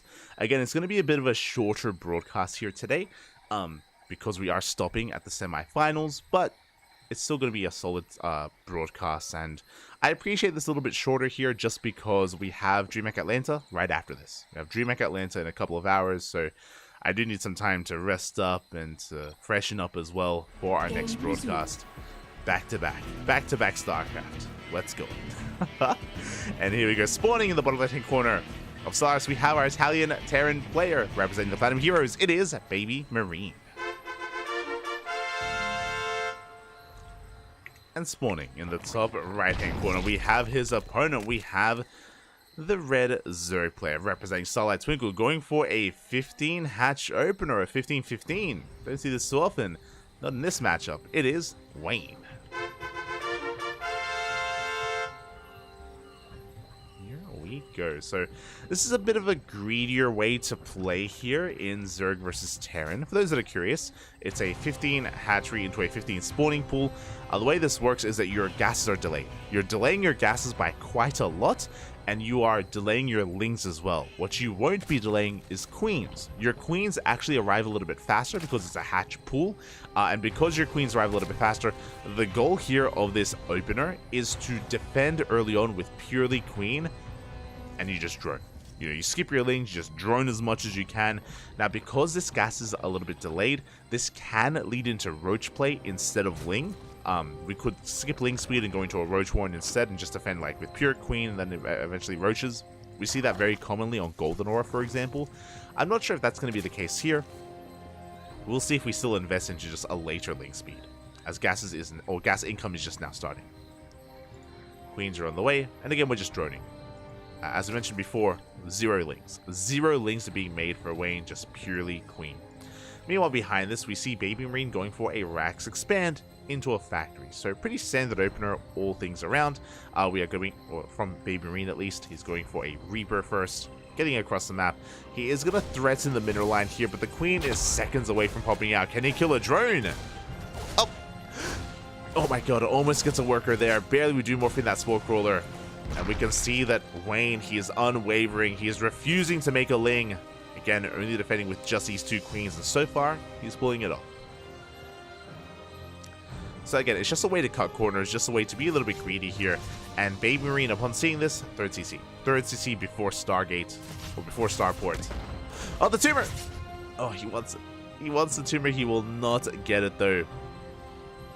So Baby Marine, he's going for an economic opener himself. Wayne, he's cutting extra corners. Now, looking at his gas, we have enough for ling speed. We have not started ling speed, and that is the reason why. We mentioned before, it is very common, if you see a 15-15 opener, very common to skip ling speed and go straight into roaches because your gases are already late anyway. May as well just be as efficient as you can be with your gas spendage and get into roach production. Now, we read that at the start of this, and I'm sure Baby Marine can read that as well. He hasn't seen the roach warren, but he should be aware that this is a big possibility just because of the opener and the playstyle that Wayne has kind of decided on. So I'm sure roaches are in the back of Baby Marine's mind. Meanwhile, how committed are we going to be? We are making a wave of roaches. True, we're making 9 roaches in total. Typically, we can cut roaches at 9 and then drone. We have a 10th roach on the way. We are committing a little bit harder here. Okay, and there's the drone. So this is not all in, but we are going to be pushing. We're going to be pushing out with 10 roaches, moving out across the map. We're going to be threatening the natural, ideally denying mining and killing SCVs, and then joining up behind it. Now, thankfully for Baby Marine, he opened up Banshee. He went 3cc into Banshee production. Banshees are the safest way to open up against roach play, because roaches, they cannot shoot up, and Banshees will shut them down. Good kiting as well from Baby Marine, slowing down the roach push. Does get a couple of extra hits in, a couple of volleys from those Hellions. Roaches have arrived, but the Banshee makes it here just in time. And now Wayne is committed, and he has to kill SCVs. Immediately, Baby Marine, he gives up on the natural. He knows he cannot protect this. SCVs, too many of them would have gone down, so he respects these roaches quite a lot. As we get 5, 6 SCV kills, and Wayne is trying to escape, trying to get the hell out of here. Decent economic damage, but at a price. At the price of these roaches. It's going to be 5 roaches for 6 workers. Not the best trade for Wayne. And he's most likely going to be losing these roaches as well. As they try to evacuate, Queens should be coming forward here to help defend. Slackbone arrives as well, just to shut down that Overlord. And the Overlord will get picked off. So pretty good defense so far by Baby Marine, shutting down that army. Behind this is getting into bioplay. 2 more Raxes being thrown down. We have the 3rd CC on the way as well for Baby Marine. Or, like, being saturated, I should say. And yeah, our Terran is in a pretty decent position. I say decent. We still have a lot of workers to make behind this. Oh my god. Behind this, throwing down 4 Raxes to get up to a 5 rack setup. Ooh, and Wayne, he started off with roaches, this is true, but now we're investing into lings, so it looks like he made roaches initially, yes, but he is not going to commit. No roach speed. Looks like he's going into Ling Bane, Muta. Banshee, they're trying to make their way into the main base. They do not find a way in. Spire is halfway done here at the natural, and Baby Marine does not see this. He doesn't know. Does not spot that Spire. Wayne taking the 4th base, the 4th being the Rich-Testing Gas Geyser. Or having the Rich-Testing Gas Geyser. Double Eva Chamber for 1-1. No Baleen Nest yet, so this is a little bit greedy here from Wayne. To delay that Baleen Nest. He has to defend with purely Ling Roach Rav. Again, those are slow Roaches and slow Ravagers. Banshees, they have arrived. They do get eyes on the new hatchery, but they shouldn't be able to do much here, as yeah, the Queens are able to keep up with the rotations. They do force them back.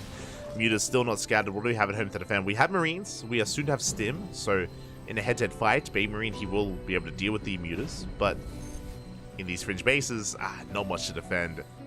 There is potential. There's potential for damage for Wayne. And we saw how Wayne was able to get out of control against Rostock earlier. Can he do it again against Baby Marine? We'll see as the Mutas they have hit the field. Baby Marine going to be pushing. How many tanks? We have 1 tank with the main army, soon to be 2.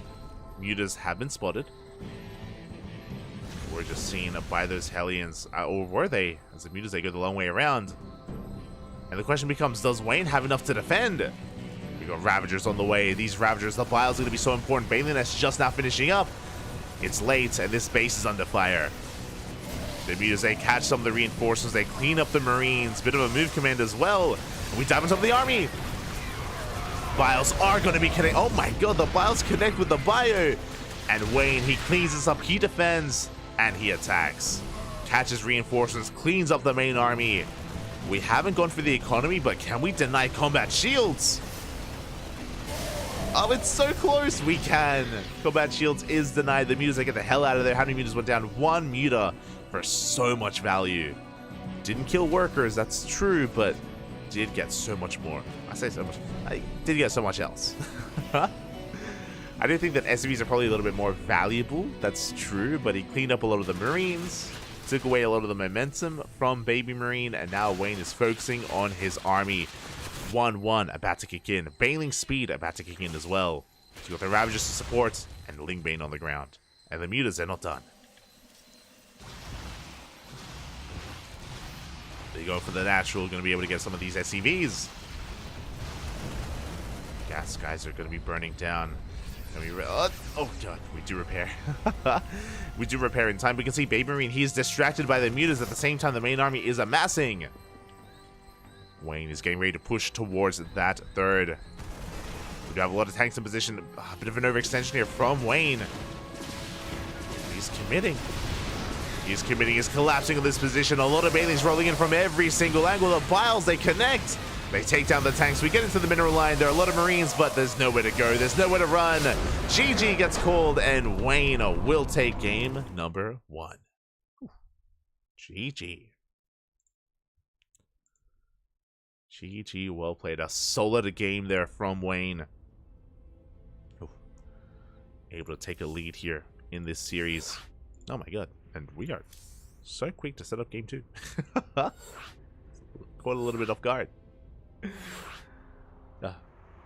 But yeah, Wayne, he's able to take game number 1. Had, again, a really interesting opener going for a 15-15 into Roaches. The Roaches were lackluster, that is true, but the Mutas were able to wreak havoc. And more importantly, I do think that a big moment was when the Mutas first attacked. When they first attacked, that was the moment when Baby Marine wasn't really paying attention to his main army. That's when Biles were connecting. Remember, he had committed quite a lot to his first attack at the 4th base. He had a tank, he had Marines to reinforce, he had a second tank on the way. He had a decent army, don't get me wrong. But because he was distracted by the mutas, we saw Biles connect. We saw Biles connect with his main force, surprisingly so. And after he got cleaned up, he lost any kind of momentum, any kind of presence on the map. And Wayne snowballed out of control. That felt like a pivotal moment for the Zerg player. And then from there, you know, Wayne was able to flex his muta control, of course, and get all over the place. Get all over Baby Marine. Eventually led into that win, into that decisive fight at the 3rd. But now, we're getting into game 2. And personally, I'm hoping we can get an ace match. I'm hoping we can get it back and forth. I'm hoping. As spawning in the in the top right-hand corner of Alcyone, we have the red Zerg player representing Starlight Twinkle, leading the series 1-0. It is Wayne. And spawning in the bottom left-hand corner, we have his opponent. We have the Italian Terran, the blue Terran, representing the Platinum Heroes. It is Baby Marine.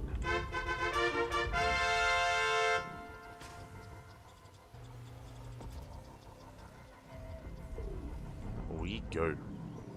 And this time, Wayne is going for a standard hatch first.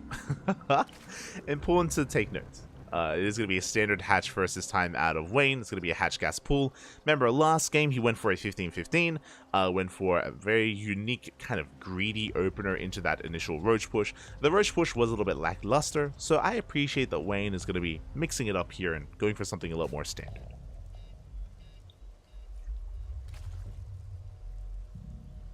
A lot more standard here for Wayne. Likewise, oh my god, I just realized Baby Marine going for a CC first. I appreciate it here. So he's also going to be going for a greedy opener. Typically we see a Rax expand. This time it's expand into Rax. So a bit of a role reversal. This is something a little bit more greedy, a little bit more economic. And this shouldn't really be punished. The only way to punish this is with something like a gas first into a Roach rush. Just because the factory is that much more delayed. Oh my god, this is illegal.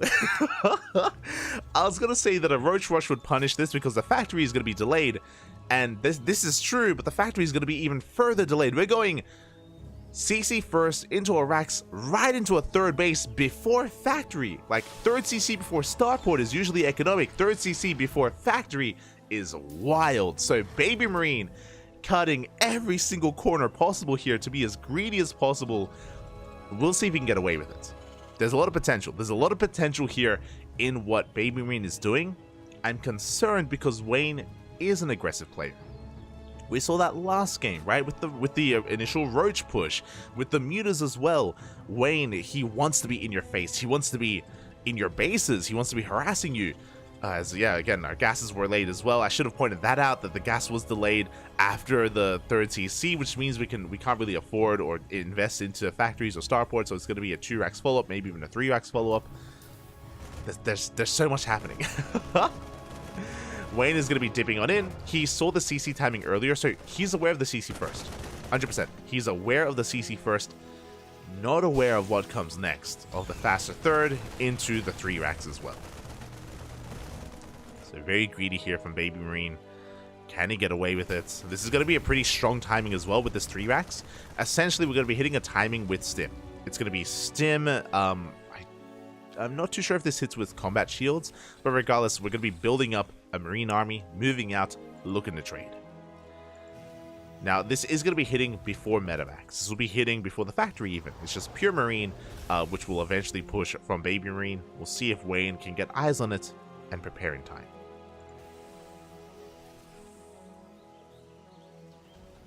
See if he can prepare. For now, there we go. Stim in production. Wayne behind this just saturating his 2 soon-to-be 3 bases. Again, it was a standard opener out of Wayne. Everything is pretty by the book from when it comes to our Zerg player. Other than this. Okay, so once again, I mean, Wayne, he is a bit of a roach boy, and he is going to be going for a roach warren here. A roach warren first before any other tech. We did invest into link speed, but we are still going roaches instead of banelings, so Roach Ravager is going to be what Wayne works with initially here to defend.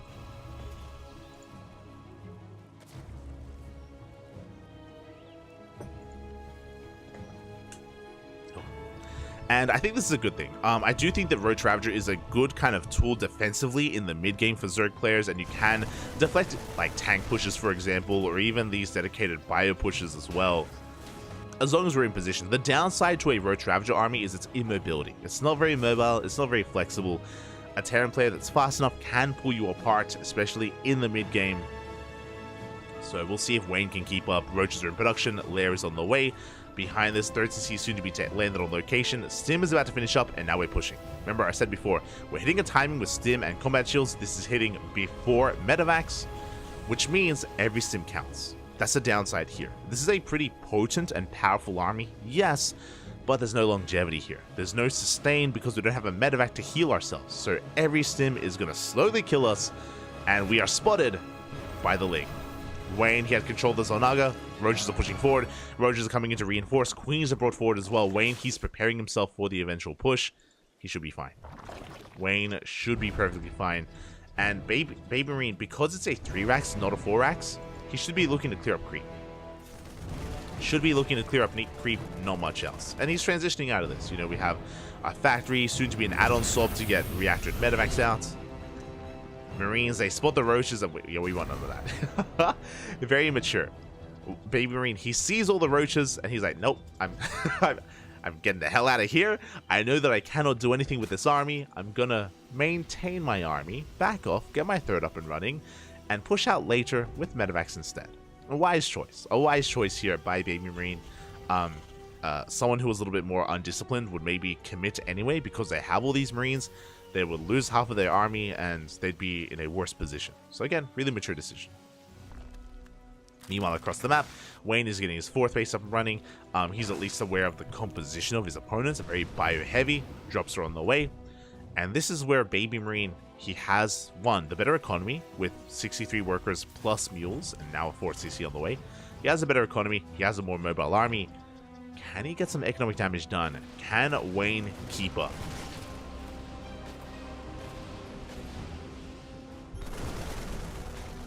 Here we go. Do have Marines pushing on forward here in between the base and the vials. Oh! Did not quite connect. As Baby Marine, he does rotate around again, doing a great job shaving off some of those lings. We have a scan. We're cleaning up so much creep as well. And again, Baby Marine, he's not really looking to engage with the army. He's looking to contain. Getting so many tumors for his troubles. He gets the final tumors. Does lose a couple of Marines. That's 3 Marines going down, but he gets every single active tumor as he makes his way towards the right-hand side. But this time, Wayne is in position. This time he's in position. He's going to Lingbane Roach Ravager. He invests into +1 melee, and we have the Hive on the way. So, Wayne, on the one hand, he has been contained, yes, but his economy has been left untouched. And Wayne has been droning, getting up into, eventually, Hive Tech for Vipers, for Adrenal for his Lings. Oh my god! I was gonna say potentially Lunkers, but now we're going into Ultras. This does coincide with +1 melee. Ultra Caverner's on the way. Now, the downside, because of the greed of Baby Marine, he's actually keeping up with the economy of Wayne. This is typically something that doesn't happen. Usually, the Zerg player wants to be up in bases and up in workers. Baby Marine, because of his greed, is keeping up, which means his army is looking terrifying here. This is a scary moment for Wayne. This is going to be a scary moment. Baneling speed about to finish up. Banelings are still on the way. We need a good fungal. We need a good fungal in this army to force us in. And we're diving on top of this tank. The first tank is going to be going down. The second tank as well. The fungal will slow this down. We have a second fungal in the chamber, and that was a pretty brutal loss for Baby Marine. He keeps his Marine army alive, which is good, but he loses both tanks. Both tanks for not much at all. So not the best trade for Baby Marine. Is going to be forced back. Going to have to lick his wounds and rebuild.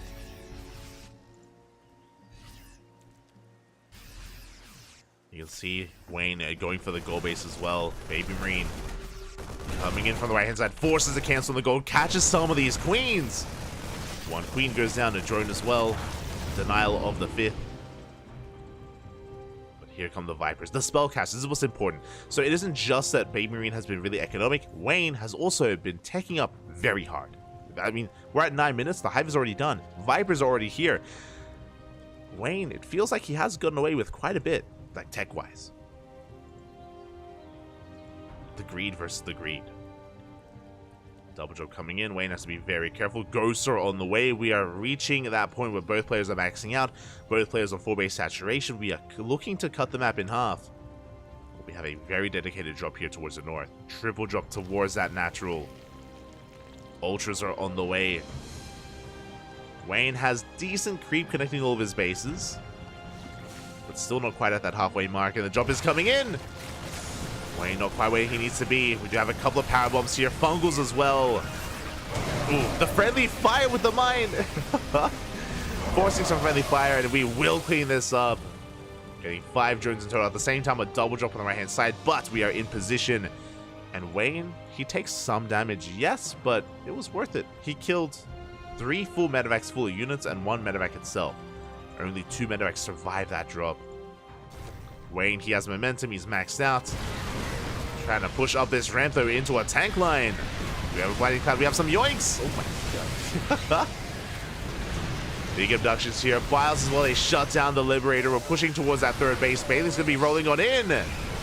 And Baby Marine, he just does not have enough here. He was not ready for the Ultras. He had 1 Liberator and like 2 Ghosts. The Ultras, they reign supreme. They shut down this base. At the same time, Baby Marine, he comes in from the right-hand side. He cleans up this base. We're trading a base for a base. Mineral line goes down. Wayne doesn't want to stop, though. He keeps on pushing. He runs into some more bases, though. He runs into a planetary. The army heavily overstimmed. Both players have comparable economies, but the army here of Wayne is still terrifying. Snipes. Oh, big snipes here on 2 of those Ultras. Very nice snipes. Turn back around. Clean up the army. And Wayne has to back off. From this point, Wayne does have to retreat. Is trying to get his goal base up and running. Again, with this defensive position here, honestly, Baby Marine, he can take a fight. Wayne trying to reinforce, trying to force the issue. Did lose all of his spellcasters, most of his spellcasters, sorry. Did keep 1 Viper alive. He's going to try to engage big snipes here on the Ultras. There's a handful of Ultras left. We have 1 fungal available here for Wayne. 1 big fungal could make or break a fight. Again, both players are hurting. The goal base coming in clutch here for Wayne. Meanwhile, Baby Marine soon to take his own gold. Decent abduction on that Liberator. We're still looking. Oh, the EMP! EMP does avoid the fungal, and that means we can take a fight. Big Biles here on those Ghosts, where we clean up the entire army. Baby Marine, just with a more efficient composition. Okay, cleans up the Lings, shuts down the Ultra. 1922 workers went down. Lings here with the gold. Wayne, he cripples the economy, but at a cost. Did cost him his spellcasters, a lot of Ultras. Wayne is still struggling to recover. trying to recover here. Looks like we're going to be taking a moment. Going to be taking a moment to breathe. Baby Marine, he does get eyes on one of these fresh mining bases. Double drop is on the way across the map. It looks like Baby Marine, he's turtling, which means Wayne has some time to rebuild. Remax. Those Infestors on the way. Ultras. How many Ultras do we have? 6 Ultras, 1 Infestor, 1 Viper in production. What I'm most concerned by, as again, both armies, both players still keeping up in supply, is this drop could get a lot done. Meanwhile, we're diving on top of the Planetary. Yeah, there's no liftoff. The Planetary is going to go down. Baby Marine out of position. He was on the wrong side of the wall. He couldn't defend. I mean, he had the army too. He's got plenty of ghosts, plenty of Marines and Marauders, but not in position. Stuck on the wrong side of the wall.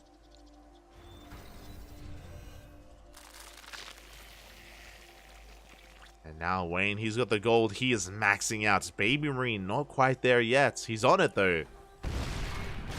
Big tank shots. Scan does reveal the main army. Baby Marine doesn't turn around. He's committing. He could try to dive on top of this base, but unlike Baby Marine, these rocks have been knocked down, so Wayne, he can rotate over. And he's knocking down more of these rocks, trying to make this a little bit more maneuverable.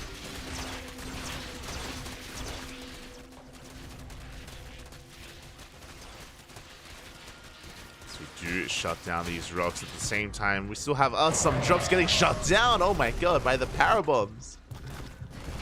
Medevacs were a little bit too low. Drop will fall. Sounds kind of weird to say, but accurate. As Baby Marine still unable to get his goal base up and running. More rocks being knocked down. Wayne working towards a spire as well to shut down those libs and medevacs, to get into corruptors, to get into a greater spire. I would favor Wayne in this position, just because he's got more mining going on, he has more freedom, more map control. Baby Marine still licking his wounds. About to max out, yes, that is true, and he will have a more efficient army. He has a better defensive position as well with these tanks, these walls, turrets, liberators. Pushing in and trying to break Baby Marine is going to be difficult, but not impossible.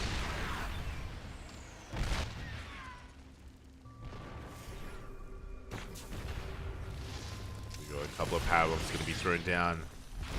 A yoink as well. And here we go, Wayne, he pushes in. The mines! Big mine shot from the Lings. One big mine shot, I should say. We're diving onto this army. The ghosts! The ghosts are exposed! Oh, we're going for them and we zone them away. We dive on top of the rest of the army. Big fungals here on the bio army, but we're running out of ultras. As the snipes go off and the ultras will go down. A very efficient trade here for Baby Marine. He lost his tanks, that is true. Did lose his tanks, did lose 12 SCVs, a CC, and a good chunk of his army. But Wayne, he can counterattack and he keeps most of his ghosts alive. At the same time, the Lings, they try to come in, but there's no way into these bases. Ooh. Massive mine shots going off. It looks like, can we take down the tanks? We can! Oh my god, we just barely get in. Both tanks go down. The nuke... Both tanks go down with the reinforcements. They clean up all those Lings. The goal base is back up and running. Nuke here towards the north is spotted. Wayne does pull back in time.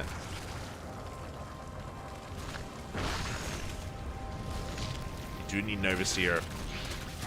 But again, Wayne has a bank. That's the thing. Wayne, he's had the better money, the better economy for quite some time. He's got more resources to work with. Wayne remaxes. Baby Marine's still not there. Pushing into these... Oh, the freedom! Pushing into these liberation zones, it's not it, papi. It's not quite able to pull that off. Wayne has to back off. Do we have any corruptors? We're getting 1-1 upgrades. We do have 2 spires. There we go. 2-1 upgrades even. No corruptors yet. 3 corruptors just now on the way. Without corruptors, like, these liberators, they do pose a threat. Do have to be respected.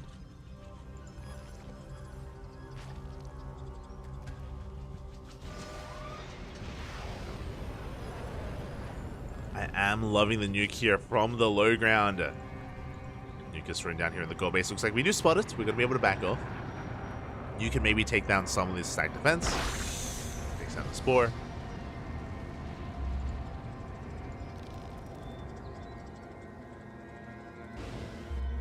as Wayne is just going to try to amass his army. What kind of army composition do we have?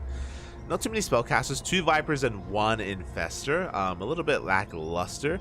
We are lacking here when it comes to Corruptors. You could argue that at this point, Wayne maybe... I think his work count's okay. I was going to say, like, does he have too many drones? He has efficient mining at the moment. Later on, he's going to want to try to get rid of some of that. For now, he is solid.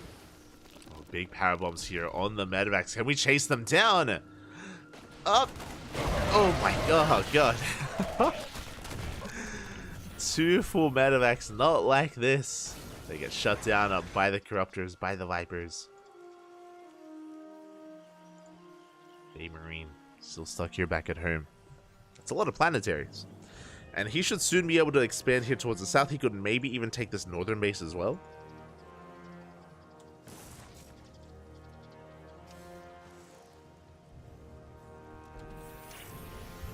Ooh, and there it is. A fresh base is soon to be taken by our Terran. Meanwhile, Wayne's still moving out. So basically, with this base being taken, this is a more exposed position. Wayne could try to punish this before the stack defense gets up and running, before these planetaries and before these turrets. Meanwhile, nuke towards the north. That Wayne, he does notice, is going to be able to pull back, even saves the spore crawler. Hashtag spores our lives too. We do save it. Ghost goes down. We have advanced ballistics on the way. That is, of course, Liberator range in production. He is in production. As Wayne now has eyes on the fresh mining base of his opponents. A nice yoink here on the lib. No! It survives. Oh my god. Takes some extra yoinks there to bring it down. Additional Corruptors are on the way. So basically, when it comes to... right now we're posturing and we're cutting the map in half, that's true. When it comes to the main army, based on what we're up against, our Zerg player here most likely wants to get into a more Broodlord Corruptor Infestor heavy composition, just because of the libs and the defensive position overall. Like trading with Broodlords, like Broodlords are a very efficient unit. They're not quite energy based, but you know, they have free units and we need to be as efficient as possible. I do think that's the era of the Ultra has come and gone and we have to get rid of them soon. Nuke is going to be landing.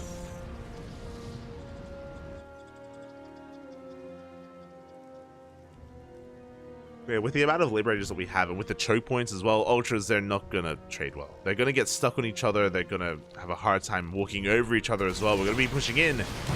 Oh my god.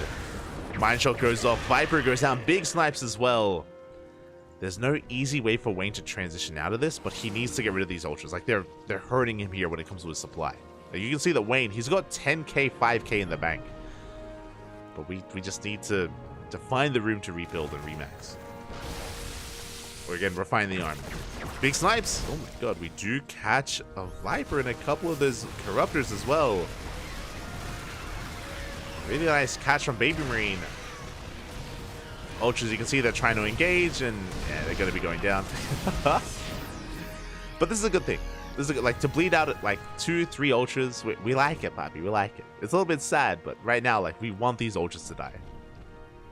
And there we go. More Corruptors. Greater Spire is done, so now we have access to Broodlords. Infestors are on the way. Now it looks like Bay Marine accurately realized, hold up, I see what you're doing. You're throwing away your Ultras. Thors are on the way. Plus 2 ship weapons as well on the way. That'll help with the Vikings. We are basically working towards Thor, Ghost, Liberator, and then with some Vikings sprinkled in, I imagine, as well. Our Terran player is working on an anti-Broodlord army. That's what those Thors do signify.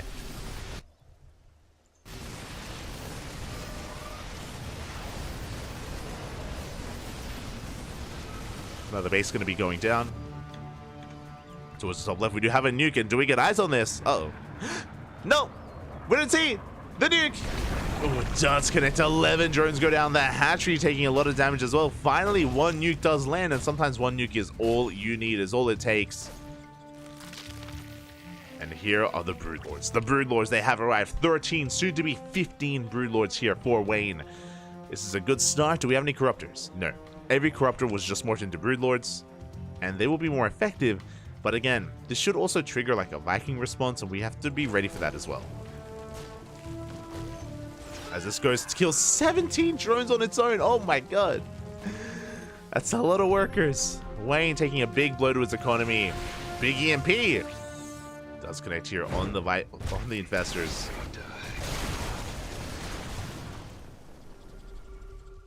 But alas, Wayne does have a more refined army at this point. It is going to fare a little bit better. Nuke on the army. Uh-oh. At the same time, Ultra's trying to trade. The nuke has been spotted. We will pull back. I like that Baby Marine scan just so we could see what he killed. I mean, it makes sense. If he connects with the army, then he wants to push in. EMP grazing some of those infestors.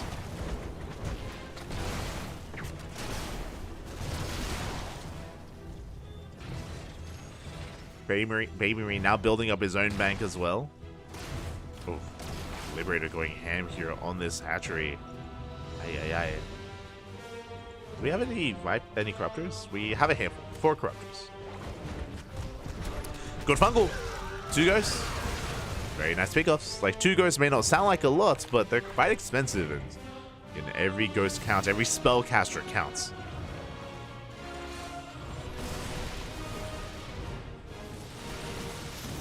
Here we go.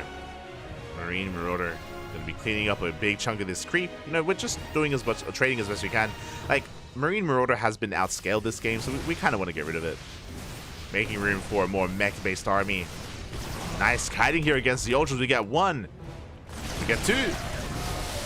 2 Ultras trading Marines, Marauders for Ultras. Good trade here for Baby Marine. Meanwhile, again, Wayne, he wants to get rid of these, as we mentioned before. Yeah, he's just throwing all his Ultras away. We'll trade with tanks. As the Broodlords push forward. The Fungals! Big Fungal here on the Ghosts. We get 1. Almost a second. Thors have arrived, but they're getting stuck on each other. 1 Thor goes down. Wayne gaining a lot of ground here. Again, the Ultras did distract Baby Marine. Some of the Ghosts were caught out. Planetary taking a lot of damage. The snipes! Big snipes here on the Broodlords. And Wayne has to back off. That was a strong moment for Baby Marine. Wayne has to remax, as more snipes are going to be connecting here. There it is. 50 links.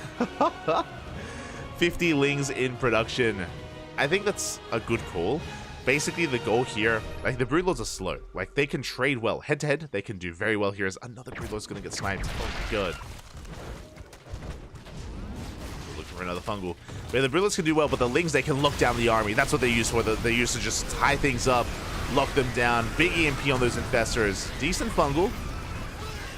The Broodlords, they are going ham. We're down to 2 remaining Thors. We're trying to catch even more of them. Yeah, we do have a couple of ghosts here on the left-hand side. Reinforcers are getting caught out. But who really catches who? Here come those Vikings. The Vikings and the Snipes. Wayne being forced back, dropping heavily in supply. Remaxing with Ultra. I mean, I understand the logic here a little bit. There are a lot of Thors, so getting out of Broodlords makes sense. Is Ultra's the best avenue? I think I would prefer... I mean, if we had a Lurker Den, I think I'd prefer Hydra Lurker instead of Ultra. But we don't have a Lurker Den. That's the problem. We are lacking here in tech, which is a shame. At this stage of the game, Wayne should have every form of tech, so he can be very flexible with his army composition and just, like, be very malleable with it. But he's got just Broodlord and Ultra, and here we go, we're rolling in. Good EMPs here on the Infestors. Oh my god, every Infestor gets EMP'd. 3 of them go down as well. This is not the best trade here for Wayne. The Snipes are becoming a bit too much. The Ultras are going down. Yeah, every single Ultra is going to be falling. The Broodlords, can they make up for that? It looks like the Broodlords, they barely can. Oh, it's close. They take down the Ghosts. But the Liberators force back the Broods. A brutal trade here. Looks like these Broodlords will barely survive. Clutch transfuse here by the Queens. And here come the Ling reinforcements. Wayne, he can remax. Baby Marine cannot. Even though that was a bit of an inefficient fight for Wayne, it looks like he has just too much anyway. Too much mining, too much economy. Gets into some of the SCVs, gets into one of the Thors as well. And so many workers are going down. Baby Marine, he's burned through his bank. He can make Hellbats and Marines. That's pretty much it. Maybe some Vikings as well. Baby Marine, he's out of gas. He is out of gas here. Gas guys are running out. He needs the space. He needs the space to get up and running, or this space here towards the top left.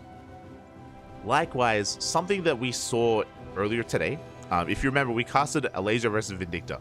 Vindicta, he was trading well when it came to these big fights, but also harassing. Outside of Nuke Harass, we have not seen Liberators or drops or Hellion run-bys. Wayne, his bank, his economy has been left mostly untouched. At least they get in. They're going straight for the mineral line, straight for the mules. And they shut down so many mules here at this fresh mining base. It looks like the main army will push Wayne back, but Rain, he's remaxing once again. And Baby Marine, he's stuck at 120 supply. It's just not going to be enough. Lings, they come in, they surround some of the ghosts. Broodlords are struggling, but the Lings, it's all about the Lings at this point. No planetary, we get the full surround. And it looks like Wayne is going to clean up the final army here of Baby Marine. Baby Marine, he's just run out of steam, run out of economy, run out of money. And Wayne has done it. Again, how many bases has he been on? 1, 2, 3, 4, 5, 6, 7, 8 bases here. Remember, again, outside of the nukes, has been left to his own devices, building up his bank, a massive bank at that.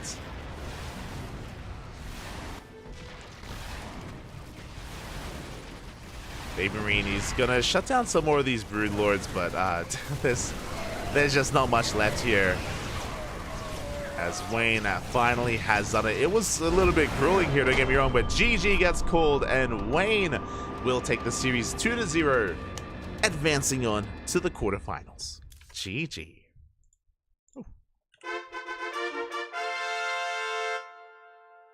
Oh boy.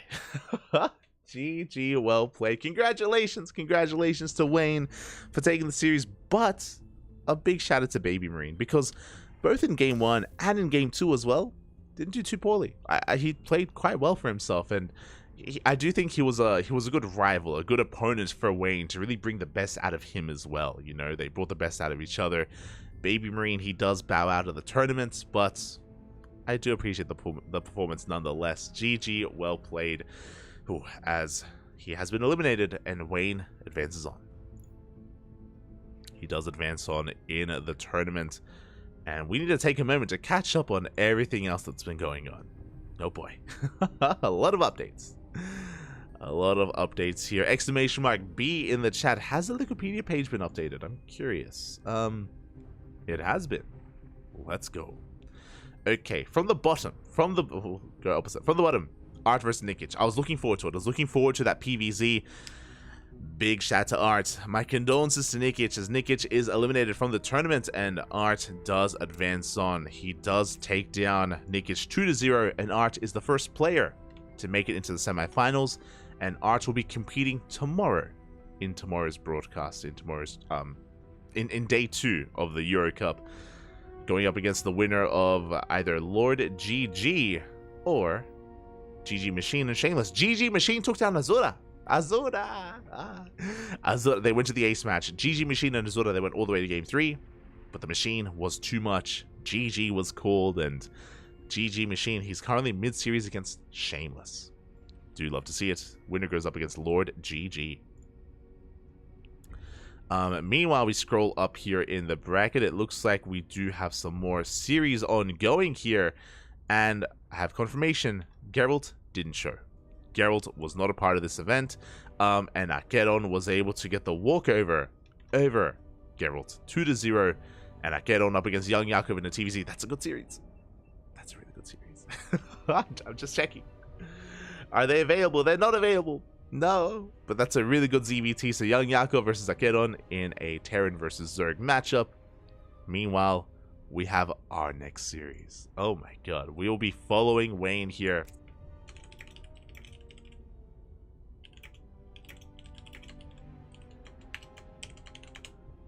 We will be following Wayne into his next series against UED Soldier. Someone that I've had my eye on here. UED Soldier, he took down Radka 2-0. And if you remember, we casted UED Soldier a couple of weeks ago in Hatchery Cup number 10, where he went to the ace match against Geralt. UED Soldier, he didn't look too bad. He didn't look too bad at all. He had an impressive performance here against Geralt in a PvP, but can he keep up with Wayne in a PvZ? Look, my brain is still just waking up. It's, I apologize. Wayne, he's not here. He was competing last night. One moment. UED Soldier. One momento as I try to set things up. I believe UED Soldier, is he on CSO? Yes, he is. CSO Esports. Beautiful. So we are going to be going on a short break. When we return, we will have potentially our final series of the night. Just to reiterate, for those that maybe weren't here earlier, this is a 2-day event. Day 1, we're covering everything up until the semis. Day 2, tomorrow, on Sunday, is going to be the semifinals and the finals. Both semis are going to be casted, and the finals as well, of the Euro Cup 2023 here at the end of the year. So, yeah, look forward to that. Look forward to the semis and the finals tomorrow. For today, this might be our last series. I say might. We're going to be covering this series. If there's some other open series out there, like Young Yako versus Akeron, or maybe even some of the other lower matches like GG Machine, Shameless, and Lord GG, we'll cover it. We will cover it if we do have the time for it, or I mean, if they're available. So we'll see. Potentially the final series of the broadcast. For now, we're going to be going on a short break while our players conduct their vetoes, while they get everything going. Meanwhile, just catching up with the chat. I guess I didn't have enough casting with just ESL. It needs an extra 4 hours of casting each day.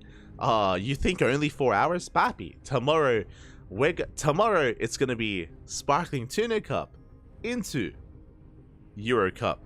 Day 2 into DreamHack Atlanta. Not quite.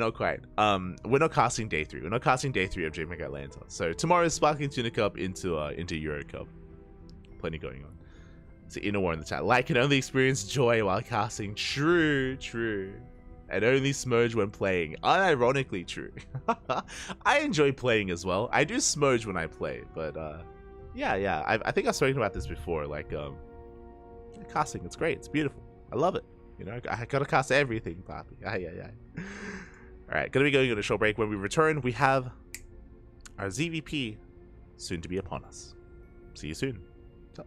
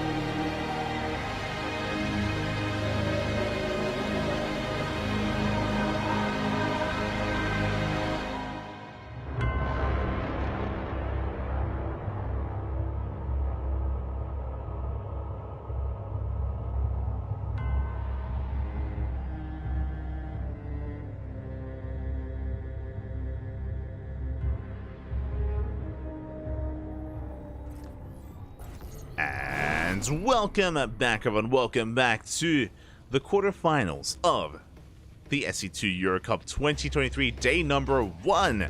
Ooh, and we have quite a matchup ready for you here. Potentially the final series of the broadcast. And spawning in the top left-hand corner of Oceanborn, we have the red Zerg player representing Starlight Twinkle. He's been on a tear. Can anyone stop him? It is Wayne. And spawning in the bottom right-hand corner, we have his opponent. We have representing... I'm getting mixed signals. Wait, what? Representing CSO Esports, I believe, but also rocking the Berserker Esports clan tag, the logo? Something's not quite right here. From my understanding, representing CSO Esports, it is UED Soldier. Pick a lane. As here we go, we're getting into our openers here. Now, so far everything's looking quite by the book. I say so far because if you remember, we casted UED Soldier during Hatchery Cup, and it was a great introduction to him. I was very impressed with how he played, and I mentioned at the time that I was looking forward to seeing more of UED Soldier as well. We casted his series against Geralt, and UED Soldier was hyper-aggressive versus Geralt, but I'm ready to see what he has to offer against Zerg. But before that can happen, Wayne goes for the hatch block. It's going to be hatch before gas into pool. So an economic, a quote-unquote economic opener here from Wayne. Not really overly aggressive. His goal here, his role, is to delay the expansion, to force out a Zealot, to force a boy pool. The boys have not been pulled, by the way. But to just force some inefficient mining, delay the expansion for as long as possible, and hopefully try to make the Protoss as uncomfortable as possible in the process. Now, what's important? UED Soldier, 2-gate opener. It's going to be a 2-gate opener here from UED Soldier. So, after this hatchery is cancelled, after this hatchery gets dealt with, we're going to have 2 Zealots and 2 Adepts, and we're going to be zooming across the map, and if Wayne doesn't have enough to defend, UED Soldier can do a lot of counter damage. Oh, he's supply blocked? No! UED Soldier, a little bit supply block there, and there we go. Okay, we do have that second Adept on the way. We force a cancel on this hatchery. We should be able to expand. From here, Wayne should be going for the gas geysers, but we already have a second gas geyser up and running here in the main base. So Wayne is just going to try to scout and confirm. Behind this, there are the links. 10 links on the way. This is less than ideal, but you need to make these links to survive. Otherwise, this counterattack will kill you. Oh... Mind? Okay. We have some mind games going on there as we reveal one tech and we throw down another. UED Soldier going for a proxy Stargate.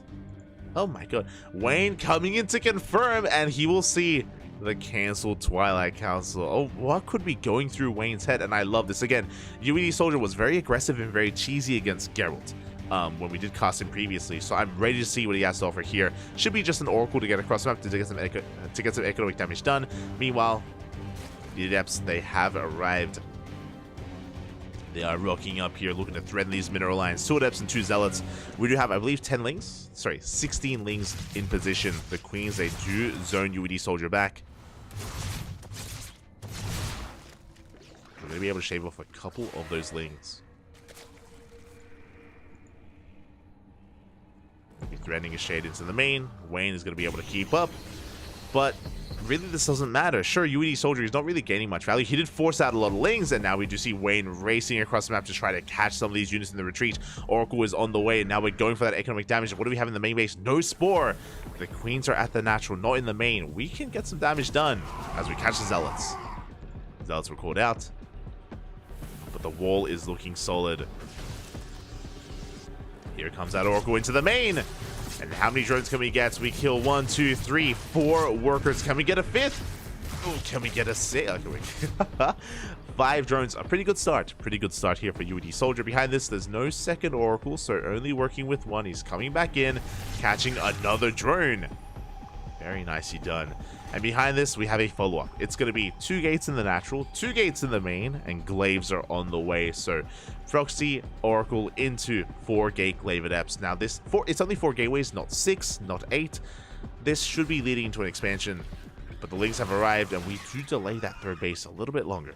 Oh, we're going to be forcing a cancel. Oh, we do force the cancel. A little bit greedy there by UAD Soldier. His base is heavily delayed. And it's going to be Ling Hydra from Wayne. That's a little bit concerning. So what this means, no roaches. We will not have roaches to defend. It's only going to be Ling Hydra from Wayne. And Glaive Adepts, they can have their way with Ling Hydra. If only this was 6-gate Glaive Adepts. It's only 4, so there's potential for UAD Soldier, but we'll see what we can get done. Does depend on his positioning, on his shades, on how he commits, how he approaches. Meanwhile, we do have an Overseer diving in. Wayne so on point with his scouting. Coming in with that Overseer. Getting eyes on the main base. Confirming the Twilight Council. The lack of Forge. That's what's important. He sees what isn't there. And there is no Forge, so he knows it's Glaive Adepts. Yeah, Spine Crawlers immediately. Spine Crawlers are going to be necessary just because Ling Hydra is very vulnerable. So we have a couple of Spine Crawlers on the way. Lings and Hydras are amassing. Queens are being brought together as well. Wayne didn't see the Adepts moving out, but he's aware of them. He is aware. And so far, he's able to keep up the Adepts. They do commit to the Shade, and again, Ling Hydra less than ideal. And we'll see if we can break through the wall of Lings. So far, Lings getting shaved off. The drones, they're being pulled. 4 of them go down. We commit to the Shade into the main. And all the boys are being pulled into the Adepts as well. 12 workers go down. Ay, ay, ay. We will clean this up. That's a pretty hefty amount of damage, though. UED Soldier taking a big economic lead. Shield batteries are on the way. Robo for immortal production for some splash damage. Stasis Trap as well. UED Soldier, he just has to survive the counterattack. That's easier said than done. The Stasis Trap is baited out. The shield batteries are still not done, by the way. And Wayne, he is soon to arrive with Ling Hydra. Can he break? He needs to break this third. Again, Wayne, he's down in economy. He has to make some magic happen. He sees the setup here. The shield batteries, the overcharge, the Adepts. Wayne has to back off. And from here, he's got a lot of recovering to do. Again, it is unfortunate that he skipped the Roach Warren. If he didn't, he would have had a much cleaner defense, but because he had to defend with Ling Hydra, again, just not ideal at all against Glaives. Now behind this, we're getting into Blink, we're getting into immortal production. Not into +1, which is concerning. There's no Forge for +1. I would have preferred, personally, a Bay into Colossus production, just because we know that we're up against a very light army, a very light-based army. Very fragile. It is a bit of a glass cannon. But instead, we're going for a gateway composition. Big contamination here on Blink. Very nice. And Wayne is recovering. He's getting a 4th base. He's droning up as much as he can. Sentries are on the way. This is going to be a big committed push here. A massive gateway explosion. 10 gates in total. 6 gates on the way. 4 gates already done. It's going to be 10 gates. With all these sentries as well, it is going to be like a bit of a Soul Train-esque all-in. And I really like this. Actually, I really do like this. The reason why I say this is because what typically shuts down force fields? Ravagers. What don't we have? Roaches and Ravagers. It's only Lingbane Hydra, so force fields are king. Force fields will completely cut up this army. But it's all about the execution. It's all about the control of UED Soldier. He has the tools to make this work. But does he have the execution? Does he have the micro? Here we go. Bathing Speed is about to finish up. And Wayne, he is doubling down here on his push. Taking a 4th base, but he's not droning any further. So far, good force fields. Oh my god, a lot of Lings and Hydras go down. Very nicely done. And we have plenty more force fields where that came from. Again, how many sentries? 15. 15 sentries are pushing out. And Wayne is in some trouble. Now again, there is potential with the surround. There's potential depending on the engagement. But it all comes down to Wayne's positioning and the control of UED Soldier. As here we go, we're pushing up this ramp. Hallucinated Colossus as well. Bailing's trying to come in from behind. UED Soldier has to be very careful with how he approaches. Going to be reinforcing with those Stalkers. He needs a good engage. So far, we do have some decent forces. Once again, cutting up the army. Oh my god, so much Lings and Hydras going down. Mainly Lingbane, a couple of Hydras. And we still have another wave, another 2 waves of force fields. And here we go, we roll in once again. From behind. And the Banes, they crash on in. big connections with the Banelings. The Hydras, they engage as well. Best case scenario for Wayne, and it looks like, can Wayne pull this off? It's close. Pure Hydra at this point against the Stalkers. It looks like he has enough.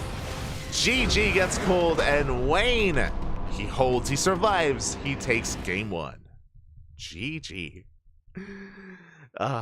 UED Soldier not expecting the Banelings from behind. Those Banelings coming from behind, that was the saving grace.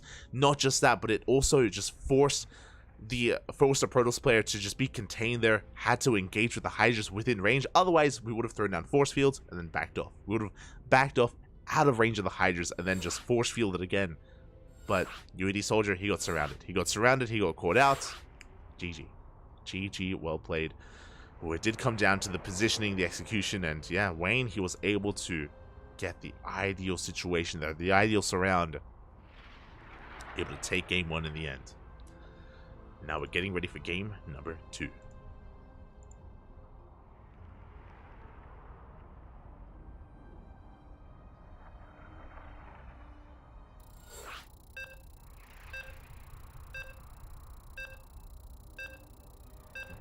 Go. As you can hear the beeps, game 2 is going to be taking place on Hecate. Vámonos. It could all end here. The pressure is on UED Soldier. Can we fight back? Can we take an ace, or can we get an ace match? Or will it all end in favor of the Zerg?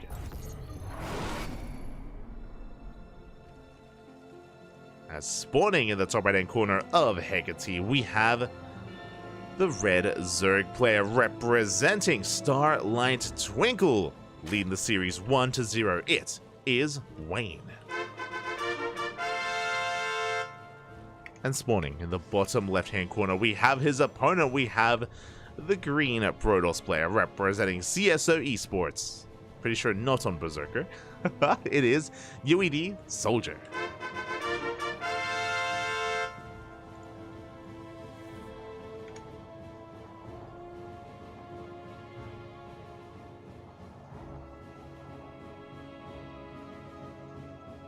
Catching up.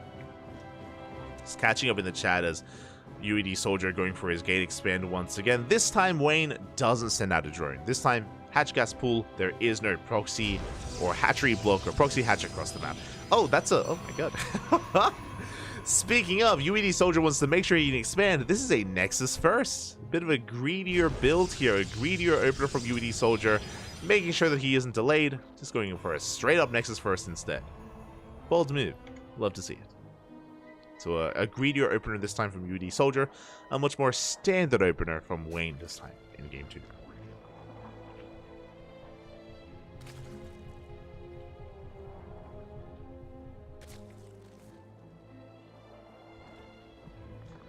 See in the chat, based on the schedule, they might have to do all the first round knockout bracket at once, I think. I'm uncertain. I haven't checked yet. I'll be honest. I haven't checked.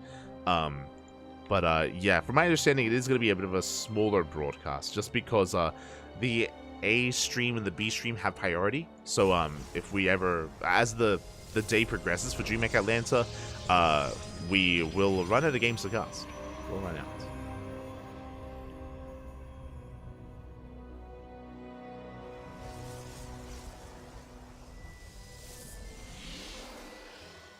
Will there be a Kuro cast? It'll be great for viewership. I would love to have a Coat caster. Unfortunately, Kuro is unavailable tonight. She was here for last night. She was handling the production. But today we didn't know that we were casting as Lings are moving out. Only a handful of Lings. Just a poke. But we didn't know that we were covering day 2. We only thought it was day 1. So Kuro has other plans. It does mean that today is going to be a little bit more chaotic because I have to handle everything on my own. Usually Kuro's there to help work on production and handle the scenes and all the overlays and all the updates, the ticker, all that kind of thing. So it is going to be a little bit more of a stressful evening tonight, but I'll do my best. I'll do my best. I might have Yaku jump on. He may cast a little bit, but I have no promises. Because he's pretty tapped out after yesterday. After yesterday's 10-hour cast, like he's done, but he's done. So we'll see. We'll see what happens. I'm more than happy to just solo it all. It's all good. I would appreciate a co-caster, but we'll see. But now, it is going to be a Stargate opener here from UED Soldier. Again, it was a Nexus first into a Stargate opener. Oracle moving out. Wayne is going to be coming in for the scouts. He does have eyes on the Stargate, and he will get eyes on the unit of choice, on the Oracle as well. Back at home, Spores are on the way. Queens are getting ready. We are, of course, getting in position. And as we get into game number 2, a big shout out to Iba. Big shout out to Iba in the chat. Thank you so much for the raid. Hope you had a great stream. Hope you had a great ladder session. Exclamation mark Funada Iba for, fun fact, he was trying to play in this tournament, but he was too late. He was too late with the sign up, and Iba could not compete. Shaking my S to Iba. Shaking my head. Shaking my head. Yeah. But regardless, hope you had a good time. And welcome, everyone. Welcome. We are, of course, casting the SC2 Euro Cup 2023 day number 1, and we're nearing the end of the broadcast. End of this broadcast. In an hour or so, we're going to be live once again with DreamHack Atlanta. We casted it yesterday. We were one of the side streams covering the open brackets, and we will also be helping cover the knockout bracket. The knockout bracket today as well. We're going to be casting this channel. Meanwhile, it is going to be an Oracle opener towards the third base, as to be expected. But behind this, there is no Forge, but there is a Twilight Council. It's going to be Glaive Adepts as a follow-up for UED Soldier. Wayne, can he recognize what's going on? For the time being, it's going to be Ling Bane to defend. No Roaches. So once again, these Adepts, they can wreak havoc. We saw last game that Wayne went Ling Hydra, and he had a hard time dealing with those Adepts. They did a surprising amount of damage. They traded very well, and they put UED Soldier in a pretty good position. But Wayne was able to recover from that point, was able to survive, able to bounce back.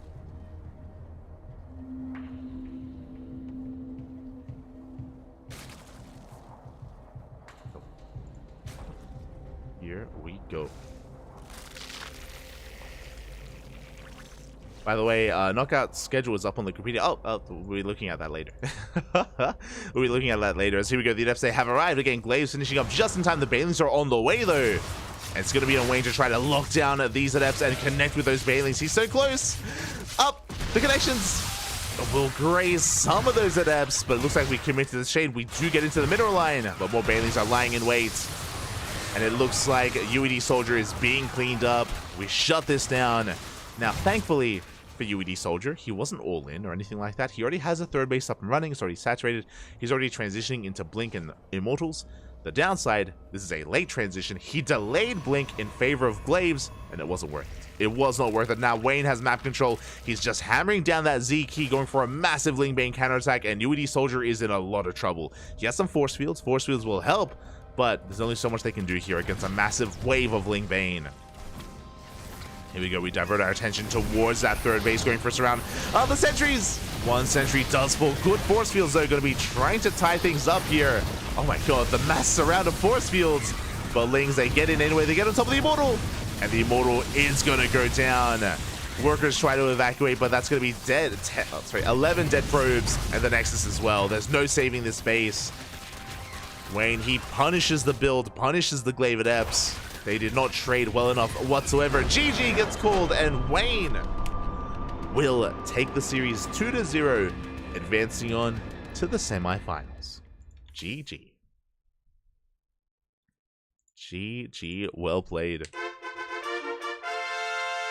Congratulations to Wayne as he takes this 2-0 and he advances on to tomorrow's broadcast. For those that are just tuning in now, the reason why I say that we're wrapping this up in an hour, or at most, is because we're only casting up until the semifinals. Tomorrow is day 2 of this event, the final day, with the semifinals and the finals are going to be taking place. So, yeah, we will be, Wayne, he does qualify, or does make it into tomorrow's broadcast. Congratulations. My condolences to UED Soldier. I do appreciate some of his builds that he flaunted here, and even game 1 was in the bag. If he had just slightly better force fields on Oceanborn, if he was able to cut off the ramp behind him while he pushed in, then we maybe would have seen a different game. We maybe would have seen UED Soldier take game number 1, and then we would have had an ace match. That would have been crazy. But regardless, congratulations to Wayne for advancing on here, for making it into the semifinals. Art is already in the semifinals as well. I believe Akeron and Young Yakov are still mid-series. Potentially.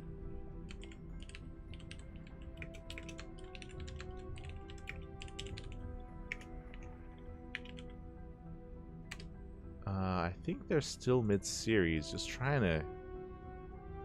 Oh. Oh, never mind. Okay, we have our results. Oh, that's a big result.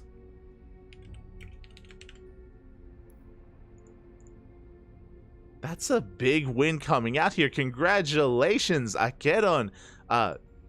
He does take a 2-0 win, and he takes down Young Yakov. I would have 100% favored him. I would have favored Young Yakov in that series just because Young Yakov, he's been more active, he's been more impressive, getting really good results recently over the past couple of months. So for our Spanish Terran player to get the 2-0, I'm very impressed. And I look forward to it because that means tomorrow, Wayne versus Akeron. Oh my god, that's spicy. It's a spicy TVZ. That is of course going to be underway tomorrow. Meanwhile, we still have some other series that are ongoing. It looks like we have kind of one line of matches here. We have Shameless versus GG Machine, which is currently in game number 2, and we also have Lord GG waiting for the winner of that series as well. So it looks like we have a choice to make. I could call it a little bit early. We still have an hour. We still have an hour before DreamHack Atlanta.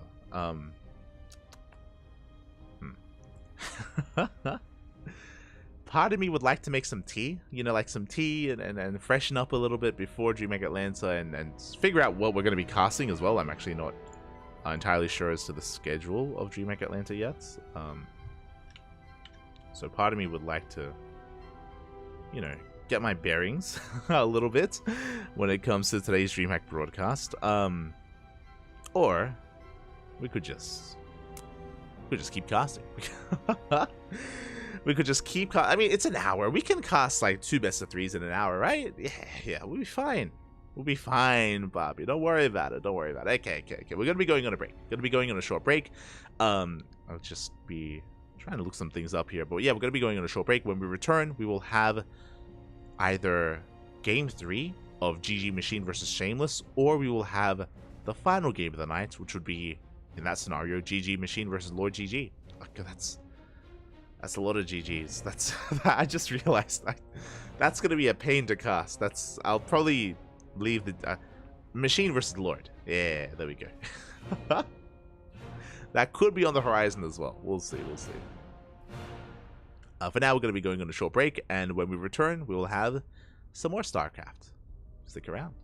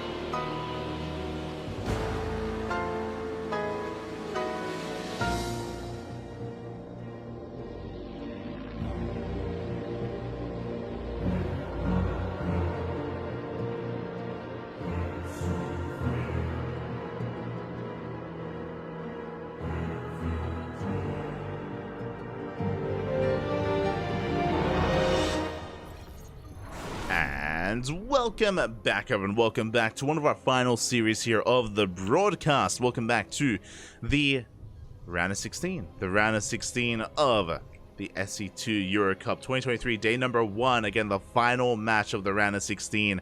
And spawning in the bottom right-hand corner of Site Delta, we have the red Protoss player representing Team Little Fairy. It is Shameless.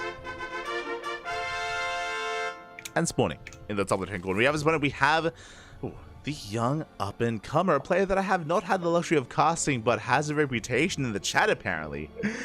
The 14-year-old pro gamer, the Green Zerg, representing Clan 3D. It is GG Machine. The Machine versus the Shameless. I'm here for it. Let's go. And we are jumping in mid-series. Oh, we have the juice box. So nice. But we are getting into the ace match here. We are tied up 1-1. We are not aware. We weren't able to cover what occurred previously in this series in game 1 or game number 2. We did miss out on that, unfortunately, but regardless, nonetheless, we are here. We are here for it to determine how this series ends, how it concludes. Now, we have casted Shameless in the past. I think before Shameless was on Little Fairy, I think he was on her Cargo T team or maybe Team Platoon. He was on one of those teams, and we have casted Shameless in Team League matches before, like the Berserker Team League or the Rakshir Team League. I can't remember which one, but we have covered him before, and he's typically a very aggressive player, a very aggressive Protoss player in this matchup, as at least what I recall from series gone by. When it comes to our Zerg player, I'm unfamiliar. I have not had the luxury of covering GG Machine in the past, so I'm ready to be introduced. So far, Hatch Gas Pool, standard opener from our Zerg. Standard opener from our Green Zerg player. Likewise, a Gate Expand here from Shameless. Nothing out of the norm yet.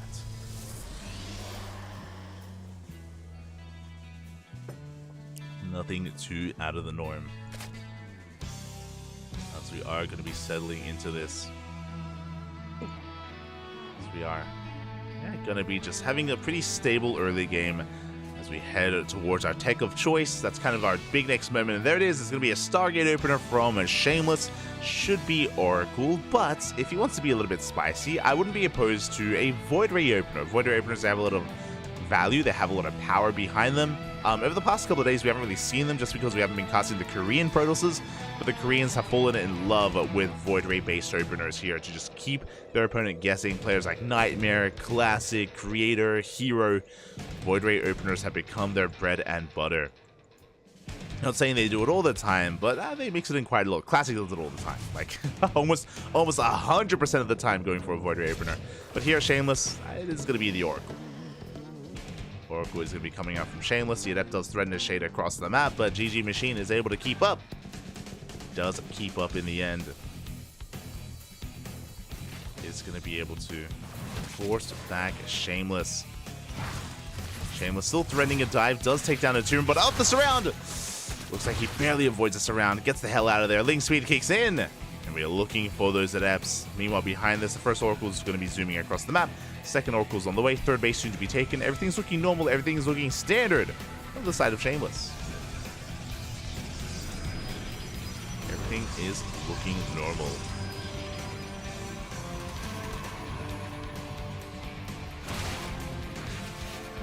So Ling's going to be threatening that third base, but Shameless in position has his Adepts.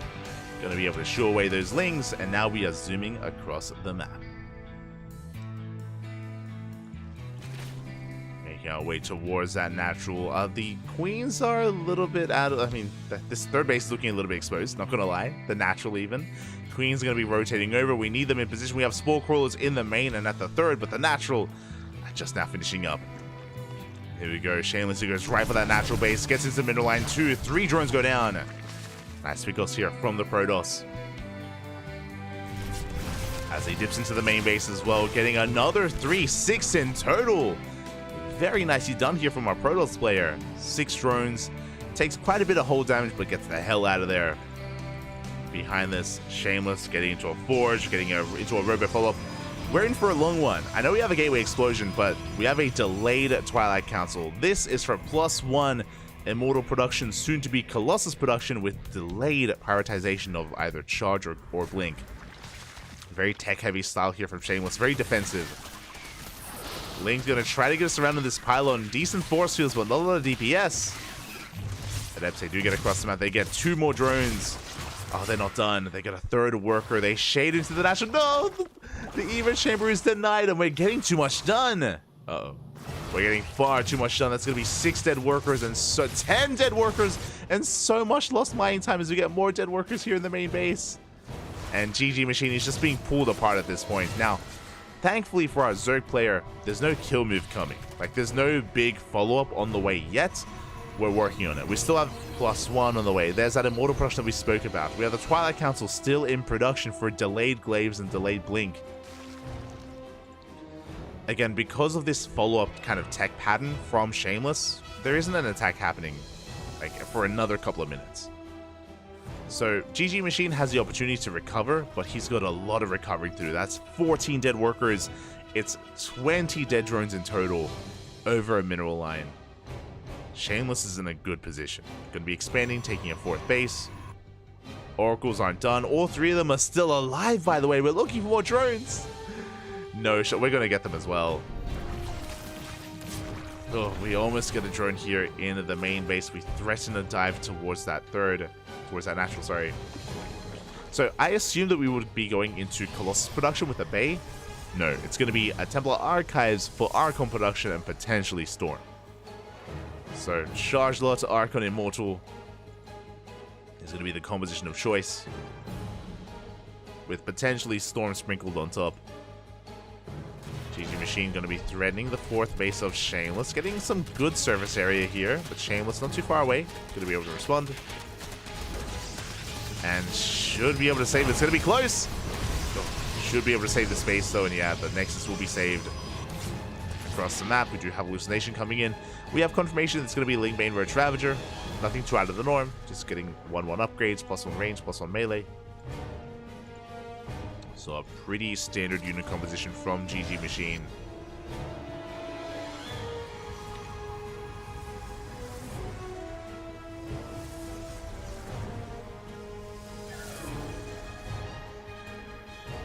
Here we go. We are going to be pushing. Hello, Sly Dog. As a bit of an overextension here from Shameless, is going to have to retreat for a moment. Gonna have to calm things down. There is that Storm that's in production. We do have a nice stasis trap to kind of support this army. This army is looking very bare bones. Where is the Warp Prism, by the way? It's just now, oh, actually going to harass. Interesting choice here by GG Machine. So his main army is going to be a little bit lacking, but he's going in for a big counterattack. +1 air attack is on the way. We're starting to transition into Sky Toss, question mark. Yeah, there's the Fleet Beacon. Oh, we're in for a long one. I don't think we needed to go here. I don't think we needed it, but okay. Alright, Sky Toss on the way here for the Protoss. Fleet Beacon, 2nd Stargate. Let's go. Meanwhile, we do have a Waddle Buy coming in. Bailing speed still on the way, but the Bailings are waddling in. How good is the reaction? Take down the pylon. Almost trade with those Zealots as well. 2 pylons go down. Not the best trade for GG Machine. There's one. Oh, there's one left. Oh, oh my god. There was one left.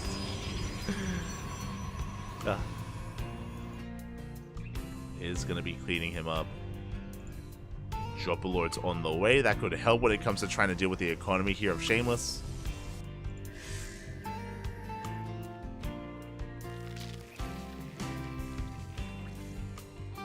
And the game is going to be selling for a moment here. We got the Mothership on the way. Soon, Tempests or even Carriers on the horizon as well. We still have that Prison threatening a dive into the main base. So Shameless taking it very slow. Very slow here as he's just trying to get his 5th up and running. Lyle's going to be connecting. We do force a cancel just in time.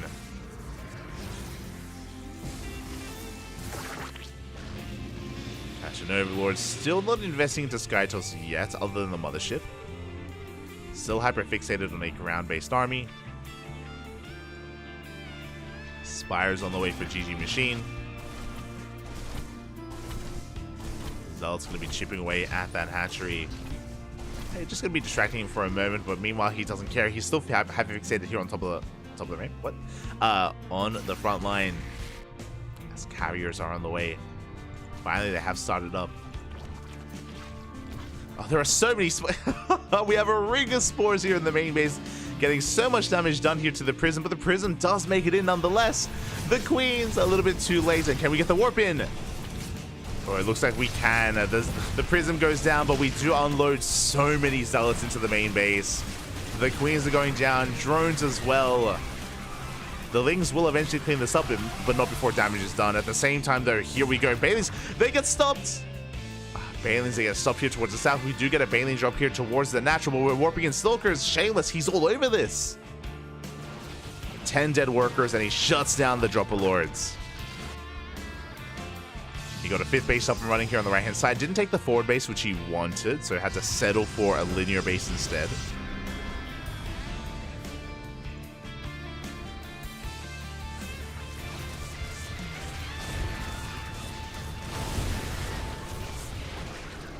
So the Lings have arrived. Stage trap not quite going to be going off. Carriers have been revealed. A second Spire on the way here for GG Machine. And I do think that Shameless has some pushing power right now. I do think that we can move out, but he's waiting for additional carriers. Yeah, we're going to be calming things down. More Stargates on the way. More Stargates, more Sky Toss. Again, instead of moving out, Shameless, it looks like he does just want to turtle back at home and refine his army. Just allow GG Machine to just run into him over and over again, into the brick wall that is Shameless. And Shameless, again, it's been very impressive. He's been able to keep up with all the Dropper Lords, with the harassment, with the main pushes.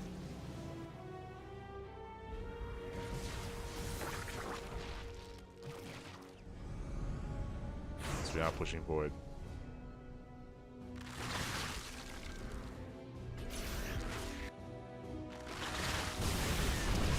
We get some decent storms here on the army. Oh! Decent storms zoning back GG Machine as well. Shameless moving out with a marauding army here on the right hand side. Things do get cleaned up, and here we go. Shameless can now push. I know he's been wanting to like turtle and chill, but we're maxed out at this point. We have a decent carrier count. Corruptors are on the way. Here we go. We're diving into the army. We do have the cloak here to protect the Sky Toss. Corruptors being zoned back by these Archons, and it looks like Shameless's death ball of an army is getting out of control towards the northern side of the map. These Stalkers even getting into a mineral line. The storms! Massive storms here on the army. The Biles will connect. The mothership does go down, but how much anti-air do we have? We have 6 Corruptors. That is not enough. Nowhere near enough.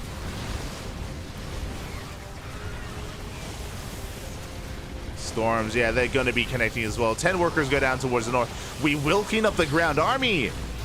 By Templar, the Archons, the Immortals go down, but the Sky Toss is what matters here as we can keep on pushing. Behind this, we have Void Rays on the way, more carriers, rebuilding that Immortal count.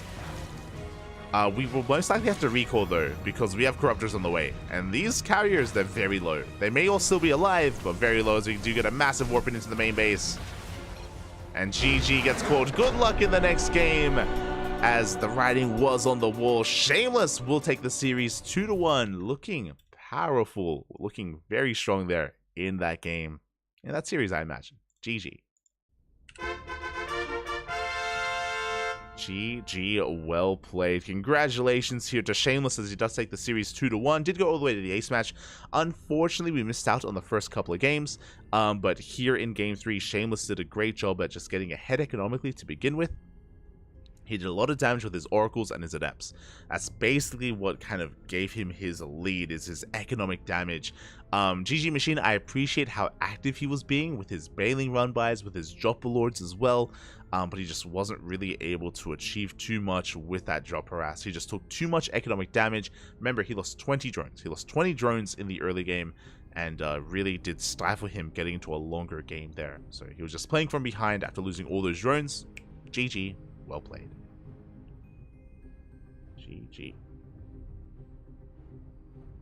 And yeah, with that, congratulations to Shameless. My condolences to GG Machine. It's my first time being exposed to him, my first time casting him, and unfortunately does bow out in this tournament in the round of 16. That means up next we have Shameless versus Lord in a PvT. Now, I'm a little bit tentative about this because I'm a little bit tentative just because Shameless was very passive in that game and very defensive. And this is going to be the final series, but I have 45 minutes. I don't have a lot of time. I don't have a lot of time before DreamHack, and I was hoping I could yeah, just get some water going and get some tea and all that stuff. And because of that, I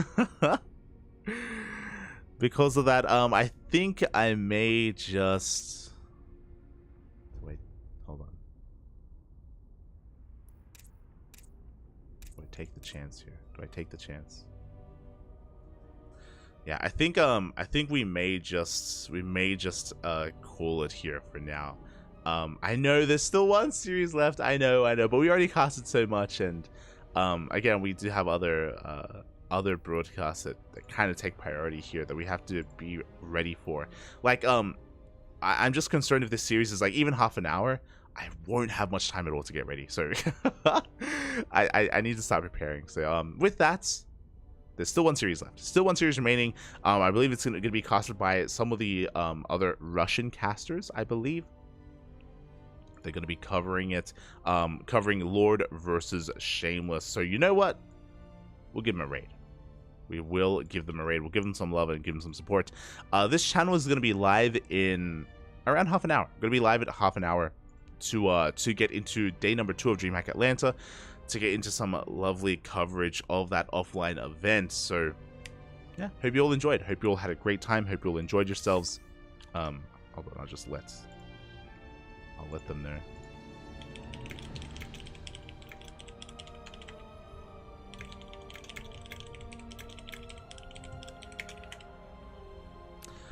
So we'll get ready for that. But yeah, for those that are tuning in, big shout out to Platoon. Platoon is the team that is behind this event. They are a StarCraft team that have plenty of players available, and they're currently casting on their own personal Twitch channel. So give them some love. Give them some love. It's a great tournament. We had a lot of really fun games. It's been amazing. Even some of these more one-sided series, I've been enjoying. I've been really enjoying it. Even featuring players like UD Soldier, featuring players like, I don't want to forget his name again. Like Zodiant. It's like Zodiant earlier as well. Rostock, Wayne, Baby Marine. It's been a lot of good fun. And again, we'll be here with the finals tomorrow. We'll be here with the grand finals tomorrow of the SC2 Euro Cup. Tomorrow is going to be the semifinals, followed by the grand finals as well. So we got you covered there. Otherwise, thank you so much for watching. Thanks so much for tuning in. We do appreciate it. Again, there's still one series left, and we will give Platoon a raid. We'll give them a raid. And again, this channel is going to be live in another half hour. Another half an hour, we're going to be live with DreamHack Atlanta. I'm going to go and get ready for that. So thanks so much for watching, everyone. Thanks so much for the support. The StarCraft will continue here on the CranKy Ducklings. And set your alarms, mark your calendars. Come back here in half an hour for some DreamHack Atlanta action. Open up a couple of windows, open up a couple of tabs, and you will enjoy it. And yeah, thanks so much. Thank you so much for watching, everyone. Thanks so much for the support. Again, big shout out to Platoon. Big shout out to Tommy in the chat. Tommy Gunn. He's, I believe, the manager of the team. And again, he's been even supporting in the chat as well. And we do appreciate it. It has been amazing. It has been beautiful. Give him some love. Give him some support. Until then, though, we'll be back. Hasta luego. Bye.